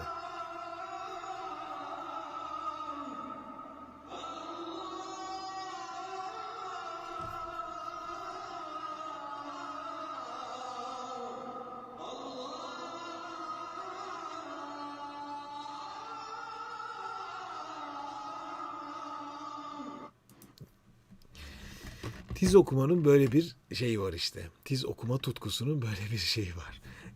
Genelde tiz okumak çok övülüp çok sevildiği için herkes yukarı gitmek istiyor ama iş mesele orada bitmiyor. Yani bu tonal geçkileri iyi olmadığı zaman bu sefer makamı kaybediyorsunuz.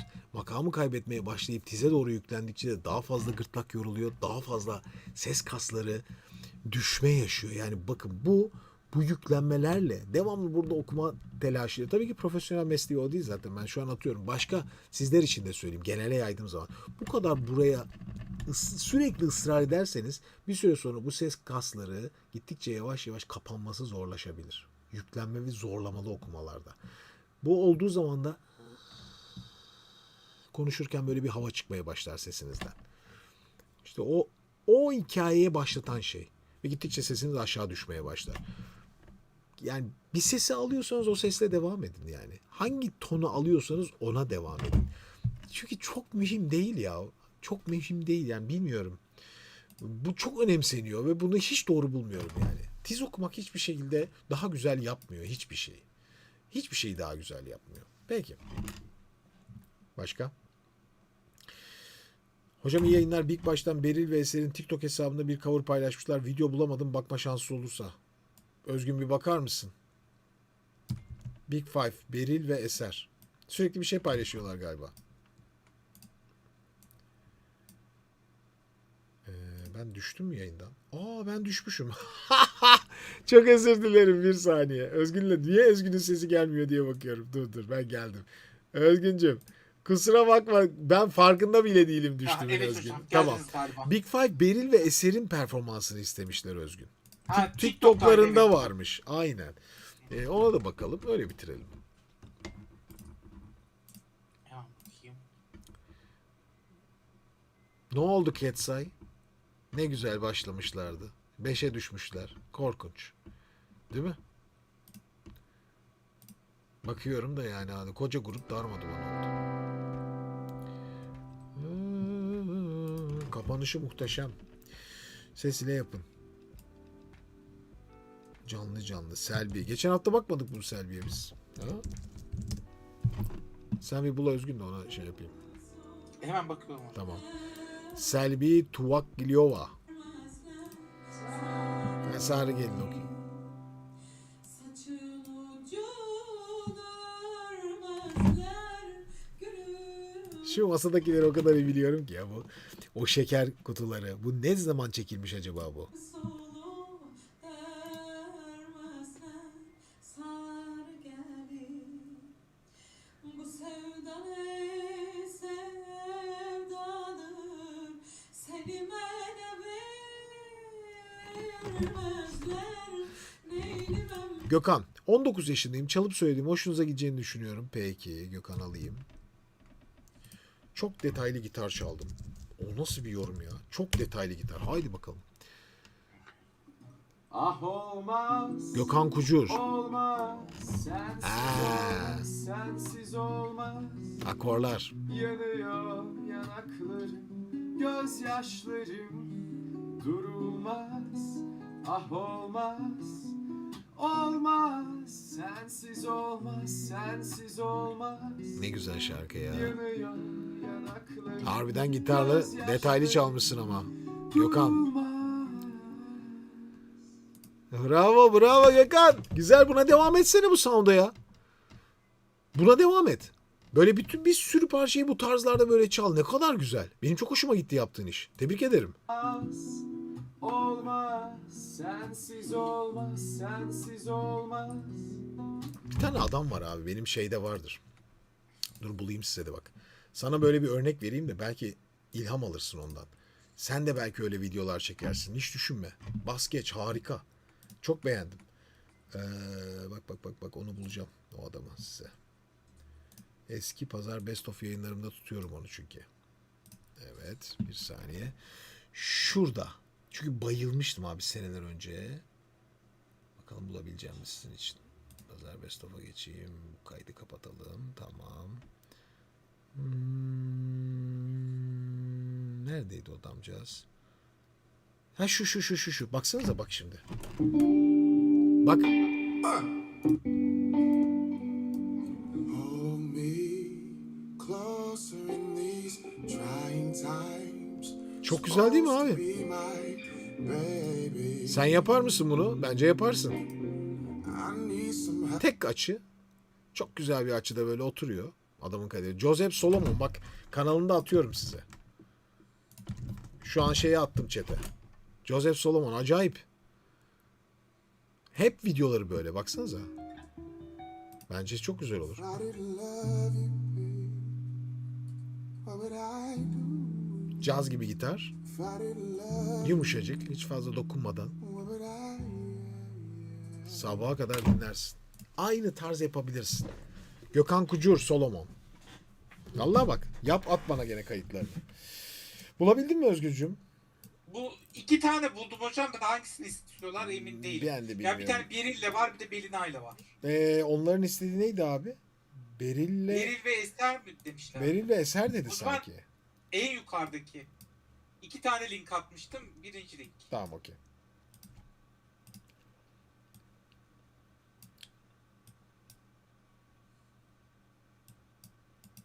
Niye çalışmıyor peki? Sesi duyamıyorum ben.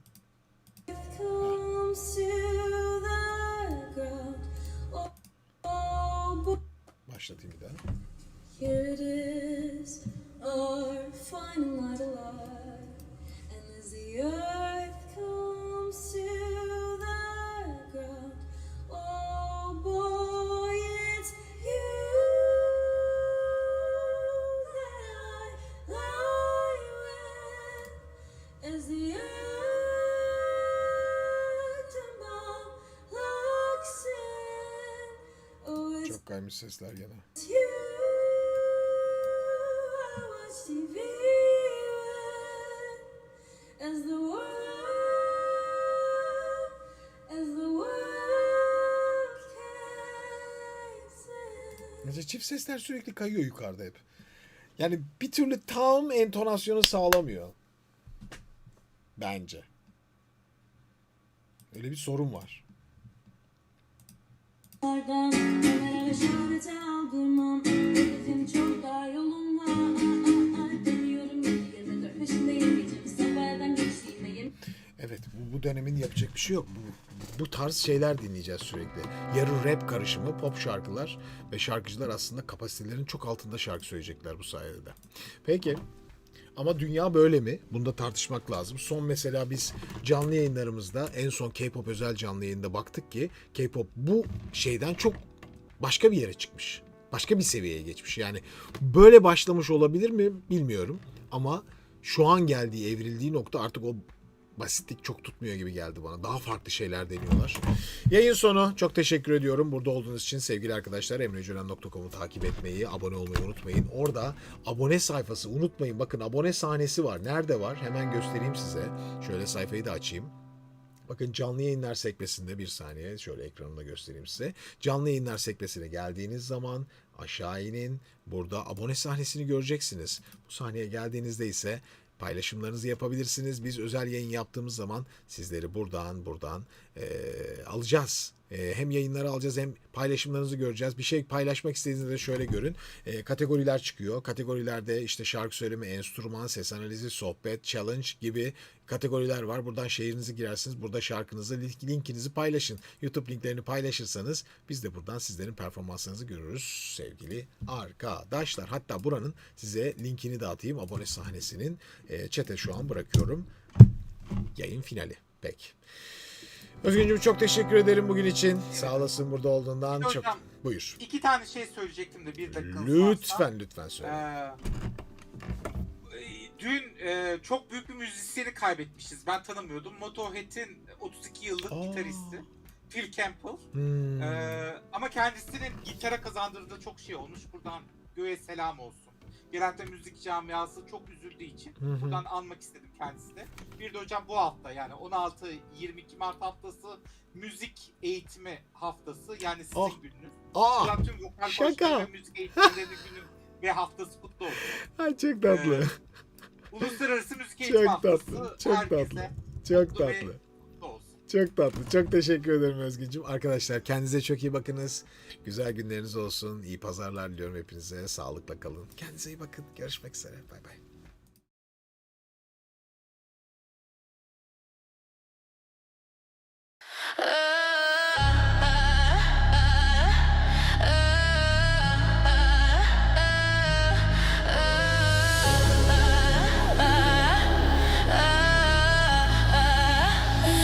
흔들림 없이